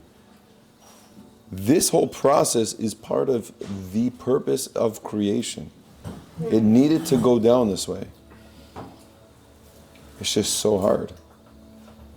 And that's how we got to show up to it. We got to show up to it in a certain sense. And he's going to say much later, but we got to go crazy over here. We got to be crazy to believe that in this outnumbered situation that we're the ones that have the message, and it's so clear. And you got to be crazy. There's a shtus that's coming out in the world right now, a craziness, a level of insanity that's emerging. It's rising to the top right now. I don't know if you guys see it, but if you catch this, it's like the first wave of the coming, whatever that means. I just want to make an interesting observation. Mm-hmm. You were saying much earlier, Amalek is bigumatria suffix, which is self-doubt, right? And then you were talking about like chutzpah and gaiba. What that means is that chutzpah and gaiba comes from a place of self-doubt. That's what it means. Because if Amalek is the source of chutzpah and gaiba, then self-doubt is the source of chutzpah and gaiba. Which is, I think, such a powerful awareness, because gaiva could very easily be understood as like self-confidence, but you shouldn't be so self-absorbed. Like, put your self-confidence aside. And I think what it's telling us is that true self-confidence, like actually being certain with yourself, is mitzalek dusha, it's from a holy place. And gaiva, ego, is actually a false sense of security. So when someone's being chutzpahdik, someone's trying to portray himself as big, as I matter, even though he needs to show everybody else I matter. He doesn't know it with certainty inside. All he's doing is expressing his own uncertainty, his own complete self-doubt, and that's why it expresses itself in gaiva and chutzpah, because he needs to control situations. If he has so much self-doubt, he has so much uncertainty in his life, he needs to control. And chutzpah is a way to control. God is a way to control. So you're saying he controls because he has uncertainty in his life? Yeah, the source of all unhealthy control, which is chutzpah and gaiva, is uncertainty. If you're certain with who you are, Self-doubt. you're good. I doubt that I'm a piece of God. Think about that. Because if I really, if I know that message, where do I go with that message? How do I show up to life? How do I show up to today? And it's a question. It's an internal question. The more you speak, you see, first of all, they say, Siyag lechochma shtika. It's not just a fancy saying that you say to people when you want them to shut up. It's like, it's a real thing. It's like people are okay to go internal. It's what you said, Shmuley. It's self-doubt. A fence around chokhmah is being quiet because I have to go into my own silence. Understand, where did I lose the message? It's my message. It's self-doubt. It's always been my message. And we try to attach onto other people's messages because we get scared. We don't know what to do. And you have to understand the greatness of your soul. You have to understand the greatness of what you're connected to. And the greatness of each moment, and the greatness of, God is literally just, all he's doing in every moment, in every single moment, all he is ever doing is just trying to connect with you. Even today. He's just trying to connect with you. So what did you say is that Emuna play a big factor in this? I didn't say that yet. But you go in that direction? Maybe. Could be, it's possible. Okay, it's my ego talking to you. Maybe. No, listen, there's the level of Emunah is not at what's called koiches apnimim. Koiches apnimim means the internal faculties that we can work with. Emunah is not internal, it's above us. We have to reach for it. Emunah is really stepping into pure, I'm walking down the plank message. That's what Emunah is. Whatever that means for you in your own life. And that's subconscious. That doesn't enter the system. We have to learn how to bridge the gap between this message and that message. But that comes when I'm aligned, when I'm working on myself, when I'm letting the message come in, when I'm humbling myself. The purest cure for gaiva is humility, right? It's its counterpart. You see, when people are broken, they learn the most about themselves. And they break down, and they cry, and they scream, and they go to those places. That's when they learn the most about themselves. What they've been holding on to. The ego wants to hold on, and someone who really has bittul says, I'm willing to let go of everything that I know for a moment. Everything that I'm scared of, everything that I'm... So we're connecting to that consciousness. That's the consciousness of seeing God in every moment, and where I can't see God, where I'm struggling to see God, and what am I saying when I'm struggling to see God? What am I actually saying? Where do we struggle to see God is not like you don't wake up and you don't do all the right things. I'm talking about that you would forsake your own self and do something that's not so aligned to God, let's say. You know those things. We don't have to talk about them. Right? Everyone has their own things that they know that they struggle with, that they haven't caught up to the message with yet. Could be anything. Could be finances. Could be shalom bayis. Could be struggles with kids. There's lots of things. Where we doubt the message is true. That self-doubt. That's we're looking to be able to see God in that moment. So the Nefesh Elokis is always looking to understand, how can I understand God in this?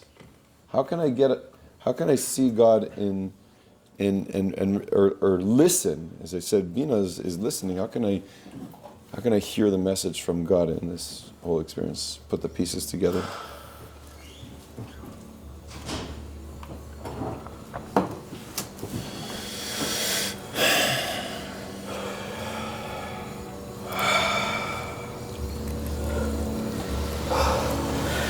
Aren't you supposed to have full emunah bitachon that you just don't question it? No.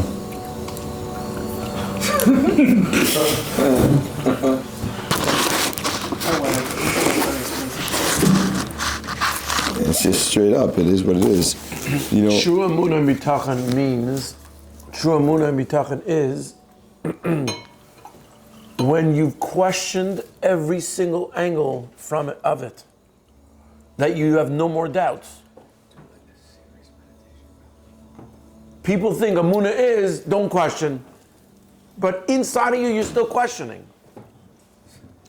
Okay, so you're verbally not saying it. Emunah is that inside of you, there's no question. So the process of existence is, when we talk about that there's four worlds that we come through. There's the world that it's like all connected, like you see everything, like it's like an X-ray. There's no hiding. It's like there is structures of existence, but it's all reflecting light, whatever you can imagine that is. It says that the soul has to go through different worlds to get here. Now, from the perspective, a soul, like a baby is born and a baby goes into the womb, and in the womb, we're told that the baby's learning the entire time. It learns all the secrets of Torah and it's learning everything, and then right before it goes like this. So it's like such a peculiar process of how it's done. Like, why do you're gonna learn so you forget? Like, what are we going through this whole process for? It's almost like a tease. And life becomes remembering what you already know. That's what it becomes. It's like you already have it there. I'm going to tell you how many times you know that you have it. It's like there's the mission. You learned it in the womb. Now remember it. You come from this Atzilus, Bria, Yetzira, Asiya. Like the soul comes down all the way until it comes into this physical body where it's said to be formed from Yesh Ma'ayin, which is something from nothing. Something from nothing means that I don't know my source. Why don't I know my source? Because you can't know the source of nothingness. There's no source. So I can never know my source. So I now am relating to a level of needing to know my source, meaning I'm a somebody. So somebody needs to know who he comes from, because I'm a physical being. But I have to live, paradoxically, at the same time, knowing that I'm connected to a nobody. But not a nobody in the sense of I'm a nobody, but it's not connected to anything. It's nothingness. It's unlimitedness. And the reason we say it's nothing, ayin, is because it can't be defined by anything. And I'm living from those two states of consciousness at all times. I'm living very much connected to the world and very much, they say a guy with his head in the clouds and his feet on the ground. That's the ideal. So I need to know that I come from there. I need to know that process that's told to us specifically in this way, that we understand this so we can have a frame of reference. Again, when we involve ourselves in learning these ideas, it's pointing our seichel in the right direction. So at least my seichel's in the right direction. Now, if I now haven't taken that message to heart, well, we're not talking about the next level. We're talking about the ruach, which is going to go into next. We're talking about that I need a certain refinement within my heart because I haven't felt that message to be real. And now we will be led by Nachman through a meditation. Oh, yeah. Oh, yeah. To just hear that message a little bit deeper. Which message? Whatever. You just what am I doing a meditation about? Just give us the message. Just bringing God into each moment and knowing where you've lost a sense of bringing God into that moment. You do it. No. That's amazing. You're so good, man. You're so good. Let's go, buddy. Just believe it. Just don't forget the greatness of your soul. We're partners. We always will be. Think out the box. Just Outside the box? Outside the box. Amalek wants you to tell me to do it. That's chutzpah and gaiva. That is chutzpah. That's chutzpah and gaiva.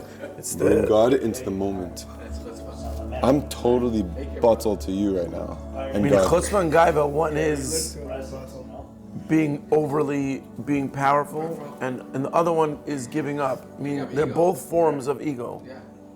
Take it away, bro. Just Let's go. help our egos. Let's help it.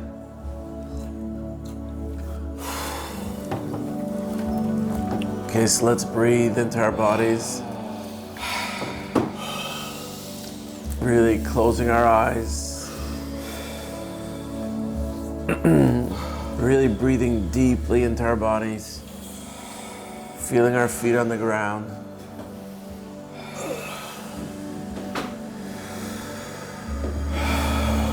And relaxing, just enjoying this moment, relaxing.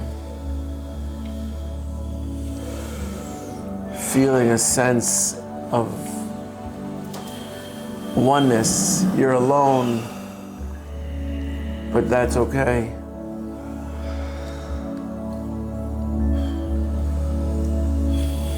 There's a light dancing in front of your eyes.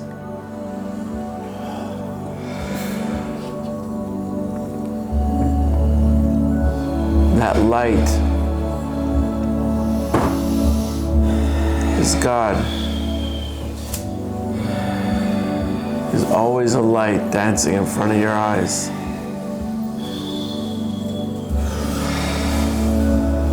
And sometimes you see it brighter because you're at a share, or you're in a meditation, or you're davening.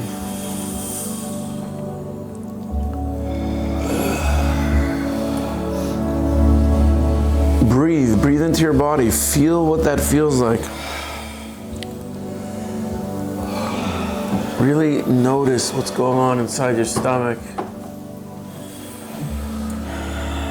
Breathing in. And if I really believed in that message, if I really saw that light was always there, it is always there, and I could see it in every aspect of my life, what would happen? So right now, find a moment in your life that's challenging, that's stressful, that's maybe making you feel anxious. And breathe into it.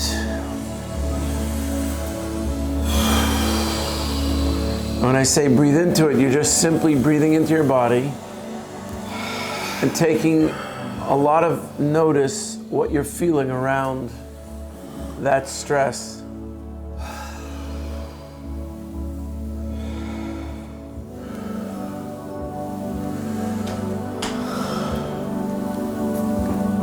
And as you're breathing in, nothing has to happen, because all you're doing is feeling a feeling.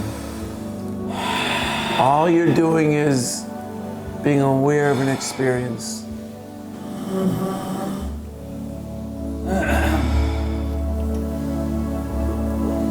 So let yourself feel whatever you're feeling in that experience.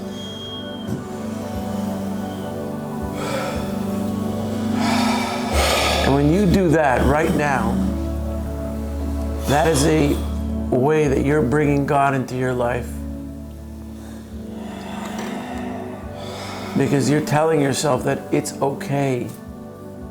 I'm not any better. I don't know better. Even though I may not make sense out of this, that's okay. That is okay, is saying, I believe in God. I believe in God. And that's okay could also be a dance. That each time it happens, you're so excited, you're so joyful.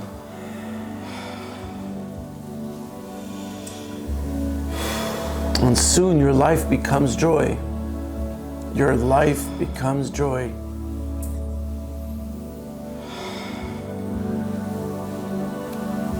And the feeling that you feel is real pleasure. And it's a feeling that is above any feelings that you could have in this world. Greater than any pleasure, enjoyment.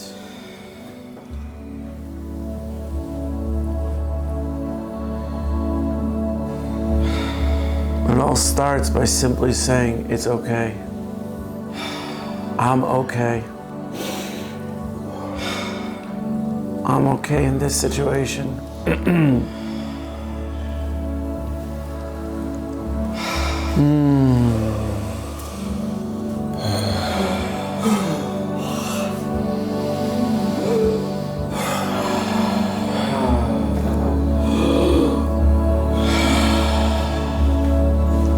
Feel that joy.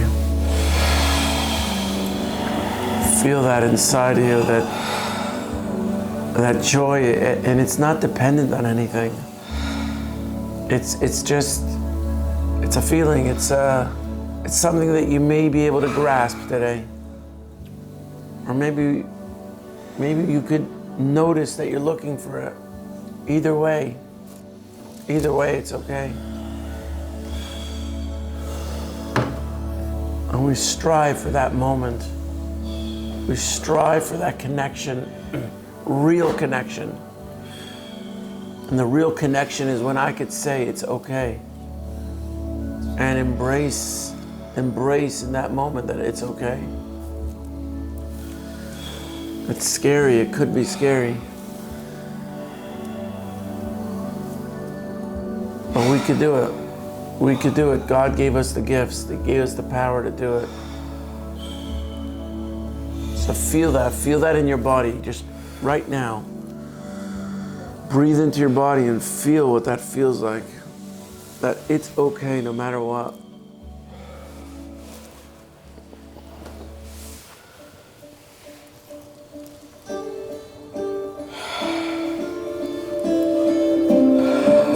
תזרח השמש, נדע ימים יפים מאלה, הלב נלחם בדאגות. כולם יחזרו הביתה, נחכה להם למטה, הלוואי נדע בשורות טובות. כי עם הנצח לעולם לא מפחד, אפילו כשקשה לראות. כולם ביחד, אף אחד פה לא בודד, שישרפו המלחמות. עם ישראל חי, אם לא נשכח תמיד להיות מאוחדים. עם ישראל חי. Breathe in the message. Hashem is with us in every second of our lives.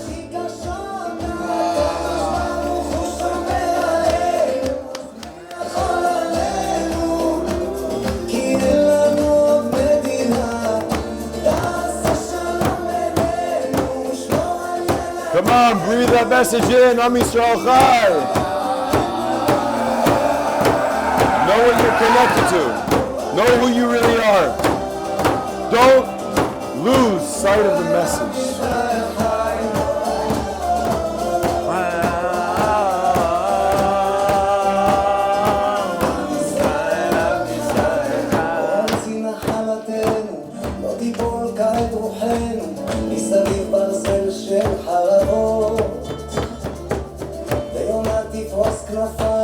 התקווה בת שנות 2000, עוד נצא לשיר ברחובות.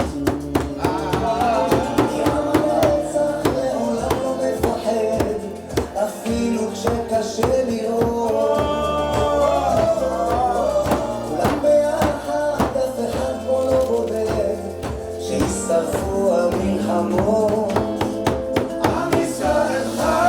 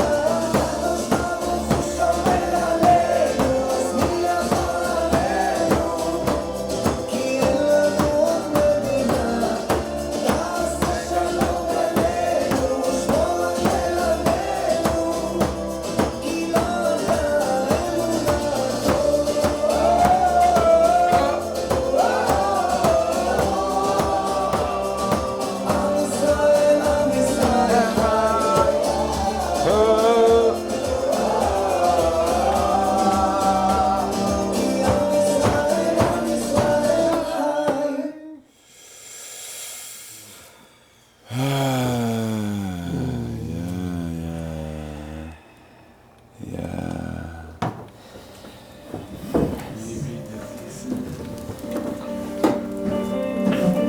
ישראל הוא עם אחד, עם ישראל הוא מאוחד, שנאת חינם שרפנו את הבית,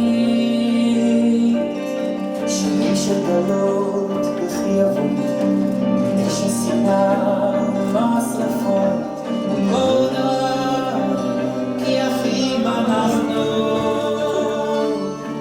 ואולי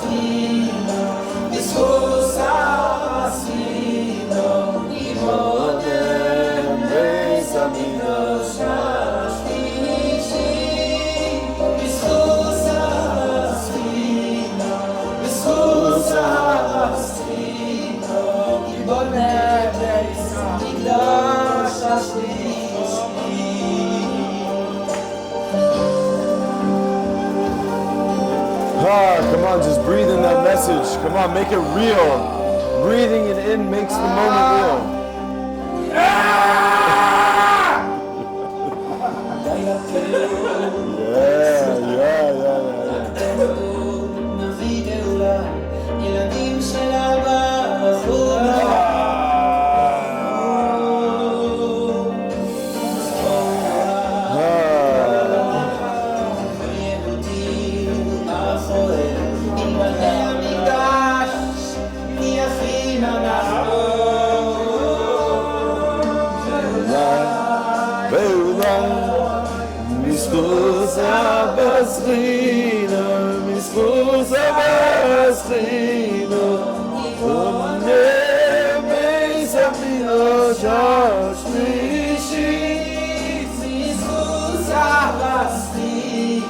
Come on, let it rip.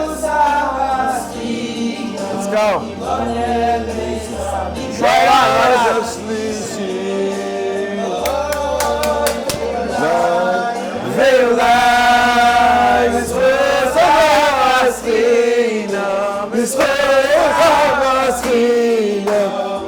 all these years, we have no reason to love farmer, but we do it anyways.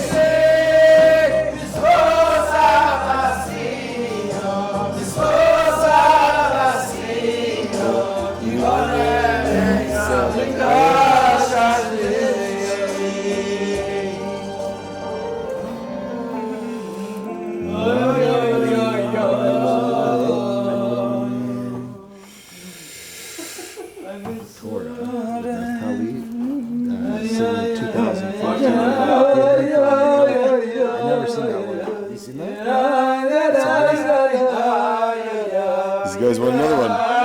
Oh, I'm gonna hit them hard.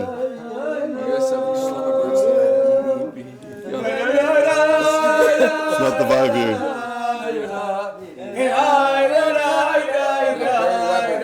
Bro, you too much pressure. Pressure? There's too much pressure.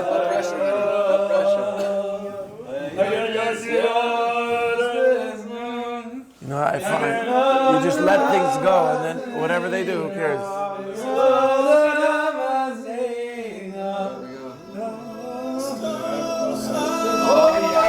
Oh yeah, this is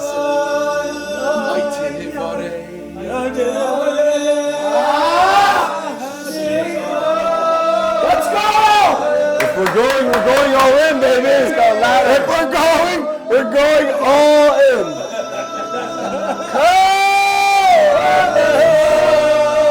Brian, let's go!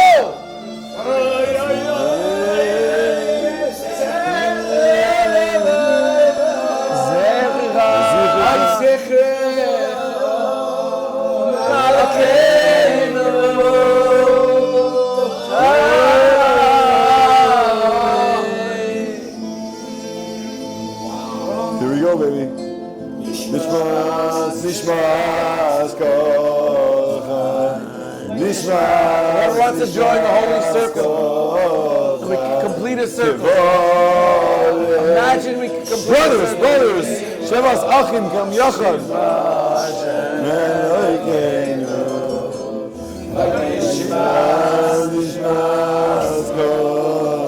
Come on, complete the circle. For God's sake, complete the circle.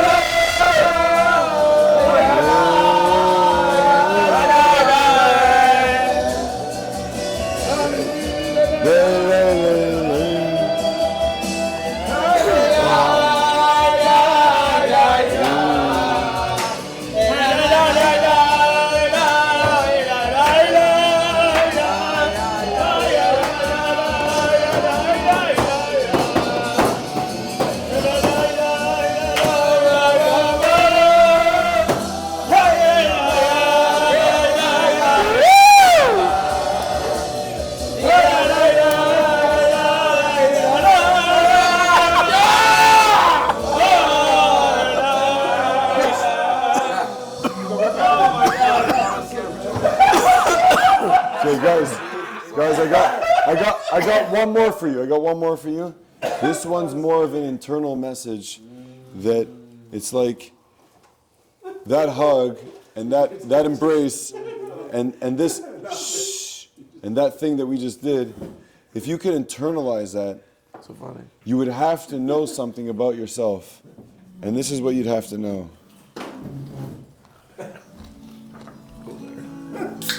This is what you have to know. So I want you to take this song in and recognize that the message is close.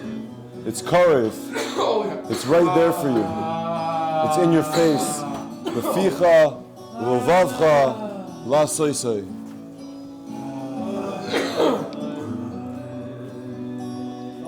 We're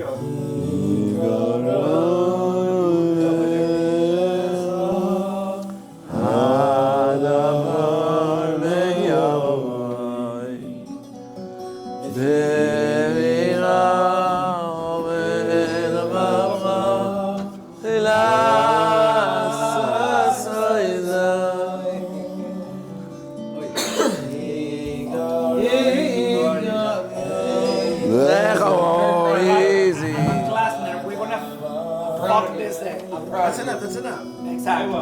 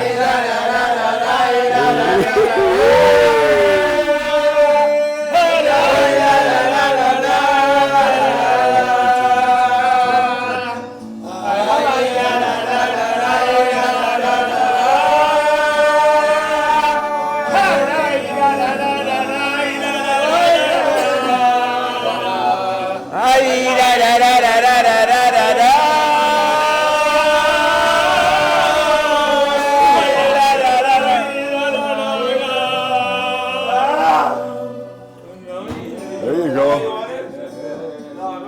We've been waiting for you. Let's go. Just let it rip, man. Who cares? Let it all happen. He's already gone. Hi. He's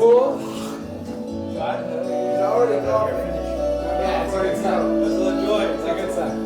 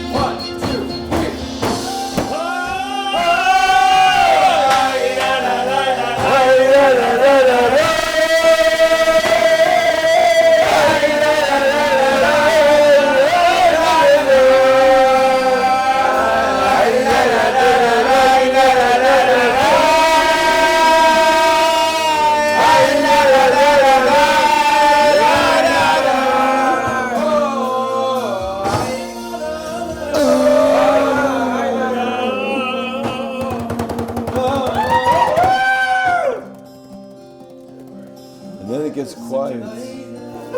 We take the message inside. Make sure it has a place.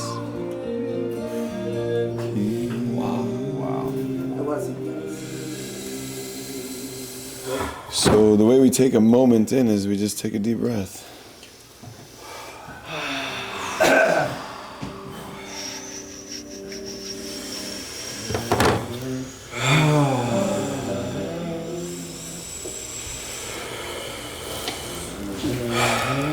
So, I know everyone's getting tired, but I want to give over a message here of what Seichel was created for.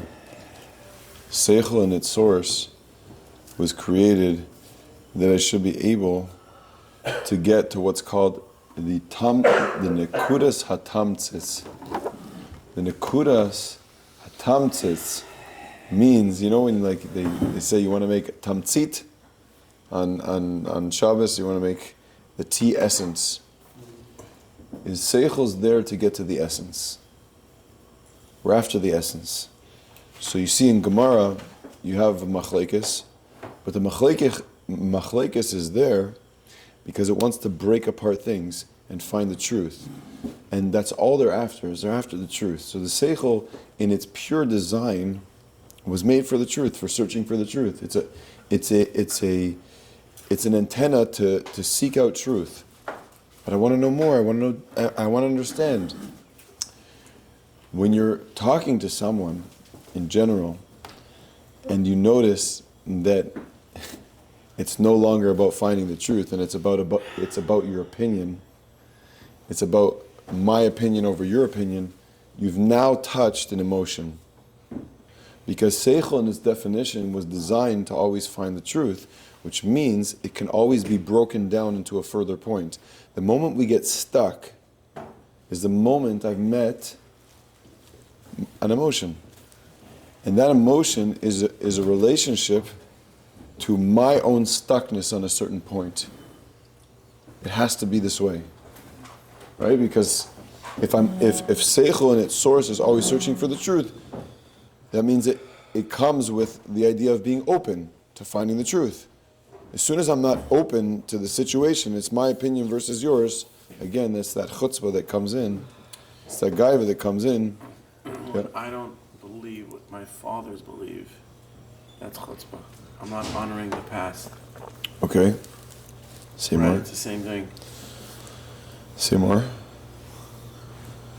When I have chutzpah, I'm saying that what was taught to me was wrong.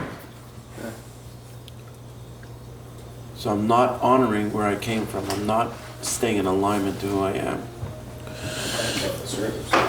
Yeah, it's like some of our biggest frustrations in life on that point are like really a lot of times we don't appreciate certain things about our parents.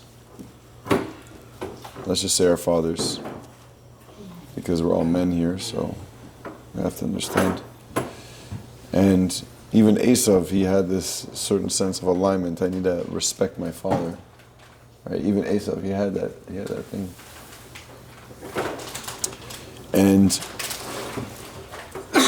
my biggest struggles in life, if you think about your biggest struggles in life, is when you're out of alignment with your parents. Because that's really where I came from. I'm out of alignment with my parents. I'm out of alignment with, like, there's three partners in creation. There's mother, father, and then there's God. In order for me to access my higher self, my godly soul, I have to work through all those things where I got stuck. Because my parents weren't perfect, so they gave me imperfect experiences, which means I have to work through my imperfections to access a higher vibration of being, to access that I could see God in every moment, that I could break down every seichel, I could break down everything to its granular core, that I could grasp God in that moment I got Him. The moment I can't do that is I have a certain distortion in my heart. There's a distortion in my heart. What's the distortion in my heart? So I'm going to introduce this concept, but I'm not going all the way, because this is going to be next week, because it's going to take up a full shiur. Is the animal primarily, we have two levels of consciousness that we're always living in. There's the animal consciousness, and there's the godly consciousness. The godly consciousness is always searching for the truth. It's always connected to the truth. It always wants to be a part of the truth. Now, you can't have both in the driver's seat at once. It's not both of them. It's either one or the other. And in its core, what the animal wants is to be guided. It says, like the famous saying is, Moyach shalit al halev, that the moyach controls the heart. Doesn't actually mean that. We're going to talk about that next year. So come next year, if you really want to learn about your heart and how it relates to the brain.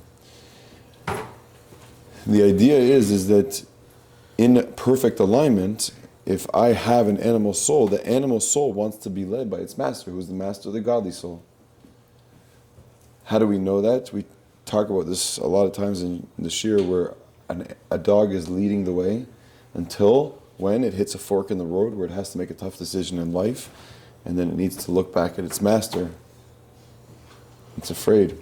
Ultimately, a dog wants to be led where it's going, even though it's seemingly leading the way. Why? Because an animal is emotional. It's always focused on two things: self-preservation, survival, and instant gratification. Which is really, they go hand in hand, because I need to get instant gratification because I don't believe I don't believe in this long-term pleasure thing. I need to receive pleasure in the moment because I don't really believe I'll be able to get it in the future. I'm afraid. And what happened to all of us at this table is, at some point in time, the animal was there for survival. The animal is there to preserve itself. So it needs survival. So it needs reproduce itself. It needs to eat. It needs to defecate. Piss, whatever it needs to do. It needs to find shelter and survival. Where we built other layers of survival, where the animal consciousness comes in, is where people broke us down. They took us away from our godly essence. They disconnected us from the message of who we really are. And everyone in this room, I'm telling you right now, if you don't believe me, you experience this at some point in time. That brokenness, where they broke the link to our infinite self, the one that believed he could do anything, that he could literally become the Prime Minister of Canada or whatever. Even more than that, no one was dreaming about that, I'm sure, over here. but really believing that I have infinite possibility, that link, that moment that it was broken. So I entered into animal consciousness. I had to survive because I didn't want to face the fact that there's this new existence. I have to protect myself. So I get scared, I protect myself, and I bring myself into a mode of protection around this issue. Someone broke me down. They told me that I shouldn't dress a certain way, or I shouldn't act a certain way, or shouldn't talk a certain way, or shouldn't be a certain way. And all of a sudden, they just limited us in that moment, and we're like, okay, I need to survive. In order for me to survive, I need to be a certain way. I need to act a certain way. I need to show up a certain way, because that's what I'm being taught by the world, and that's when we become self-conscious. We become self-conscious, like we're aware of ourselves. We become aware of ourselves. What is that? I've lost the sense of that infinite potential. I've lost the sense of that godly infinite potential, and I've questioned the source of who I am. But a kid doesn't do that consciously. I mean, I didn't decide that in the moment. A kid just experiences life as a sponge. He's just absorbing the world as it's coming to him. So if I'm told by my father, who I'm supposed to respect, I'm learning that in school also, I'm just going to believe whatever my father says is the truth. So the truth about me, in order to survive, now I'm limited to a certain way of being, which takes me away from my unlimited potential of who I really am. At some point in time, the godly soul is begging, it's literally begging you. It's saying, find your infinite self again. Don't stay stuck in that limited being that you think that you are, that the world told you that you were, that you had to be this. If you weren't a doctor, then you sucked. If you didn't marry this person, then whatever. If you didn't live in this town, and whatever they're telling you. whatever they've told you, they were just trying their best and they were trying to guide you. Now I got to work through that message. That's going to be all of the stuff that we're going to talk about next year. But the idea is like this, is that in its source, my seichel, my thoughts, where I'm directed should always be about finding the truth. Should always be about finding the tamtzitz, nekudas ha-tamtzitz, which is the godly spark in everything. If I cannot find the godly spark in things, I have been pointed in a direction of something that I need to work on, to realign myself to that message.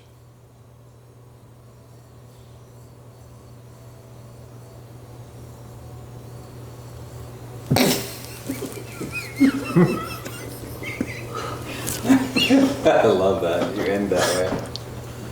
And with a good laugh. And you know what, guys? I love you all.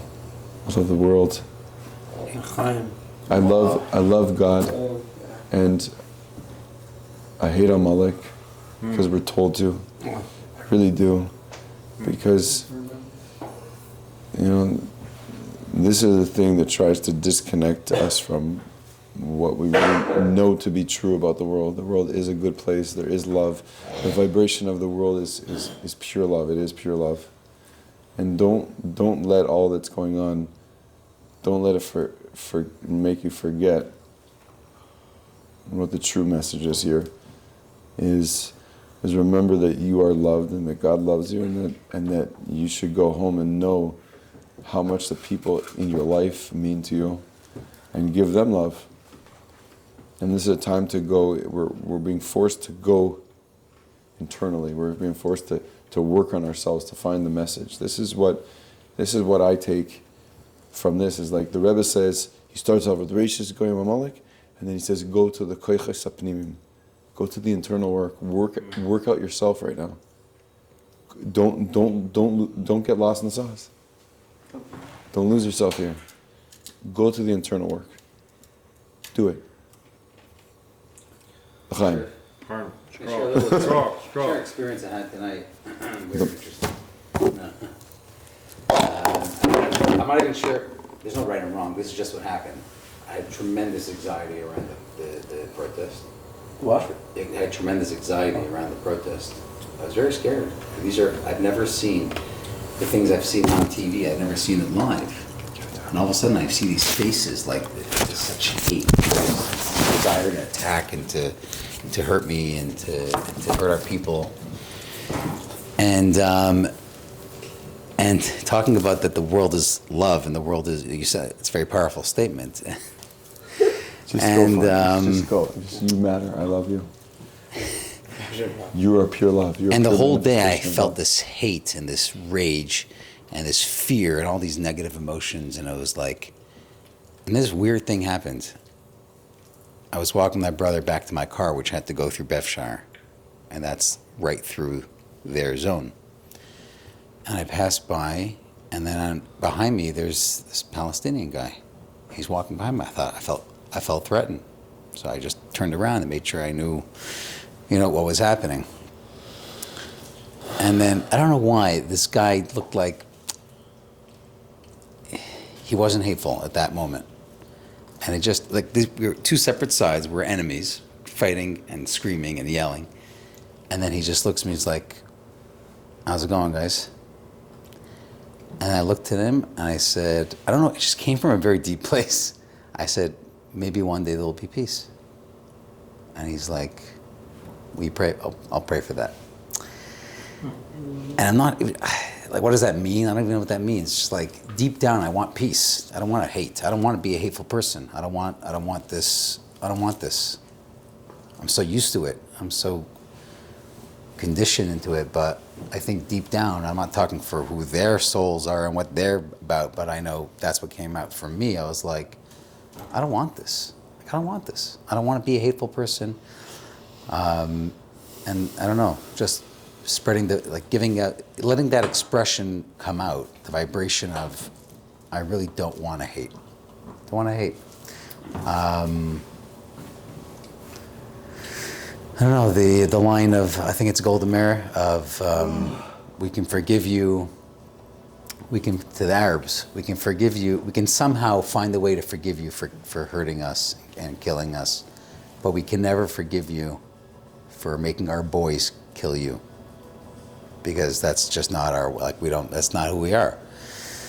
So I don't know, just wanted to share that vibration of I know evil and I have to label it when it is evil and protect ourselves and defend, and we need everything like that, but I also want to spread that vibration of I don't want to have hate, I want to have peace, and I want there to be, good for everybody, really, yeah. So just, I want you to just, if you don't mind, if you can just breathe into peace inside yourself. Feel what peace feels like to you. Let yourself feel peace. That's what you really want. Maybe that's what we all want. Don't let your hopes be taken away from you. Oise shalom bimroimov. The idea of shalom bimroimov means that it comes from above. And just breathe into peace. Just breathe into peace.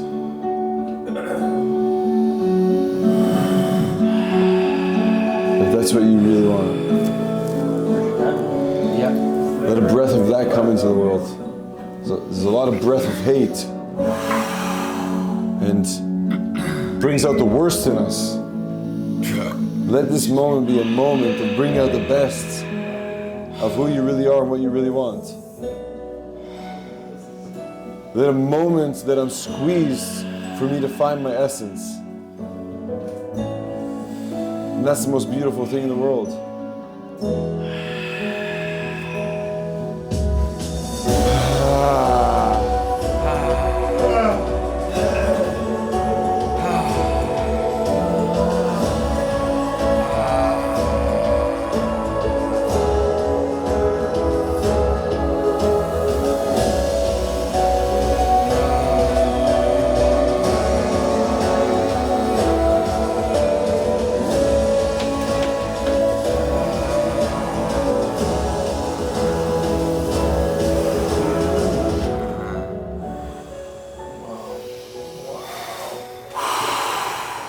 That's why your name is Shalom. Just, you gotta bring peace inside yourself, brother. And you gotta literally throw that at the world, like with next level peace. You have to manifest peace to its deepest core. You are peace. Say, I am peace. I am peace. Yeah. I am this peace. That's a real message, bro. That's a real message. You're peace. You're peace. Where's worship? You're freaking peace. You're peace. You are peace. Woo! Yeah. Robert, we love you. Wait 1 second. Come back. Robert, get back here. Get back here. Don't chintz us out Where of did here. Moshe go? Let's go. Throw it down. Okay. Give us a bracha from the kohen. Oh, it's a kohen. Yeah, you have to. I'm serious. Yeah, you gotta give us a bracha. Well, we should, use this experience tonight to help us find inner peace, find goodness, and look for it, search for it, and not, focus on the negativity that we all see around us. Amen. And channel that to our families, that we all need it, and our brothers and sisters. Amen. Now give us the Yevarechecha. Let's go.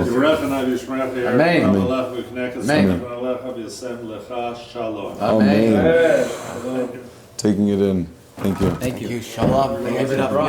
Shalom. Go wash. I'm a lady. You're a lady. Well, you wash it. I wash it. We're connected. Is Moshe okay? Yeah, Moshe's great, buddy. Moshe is Moshe's in the zone, bro. Legend. Yo, He's in the zone, huh?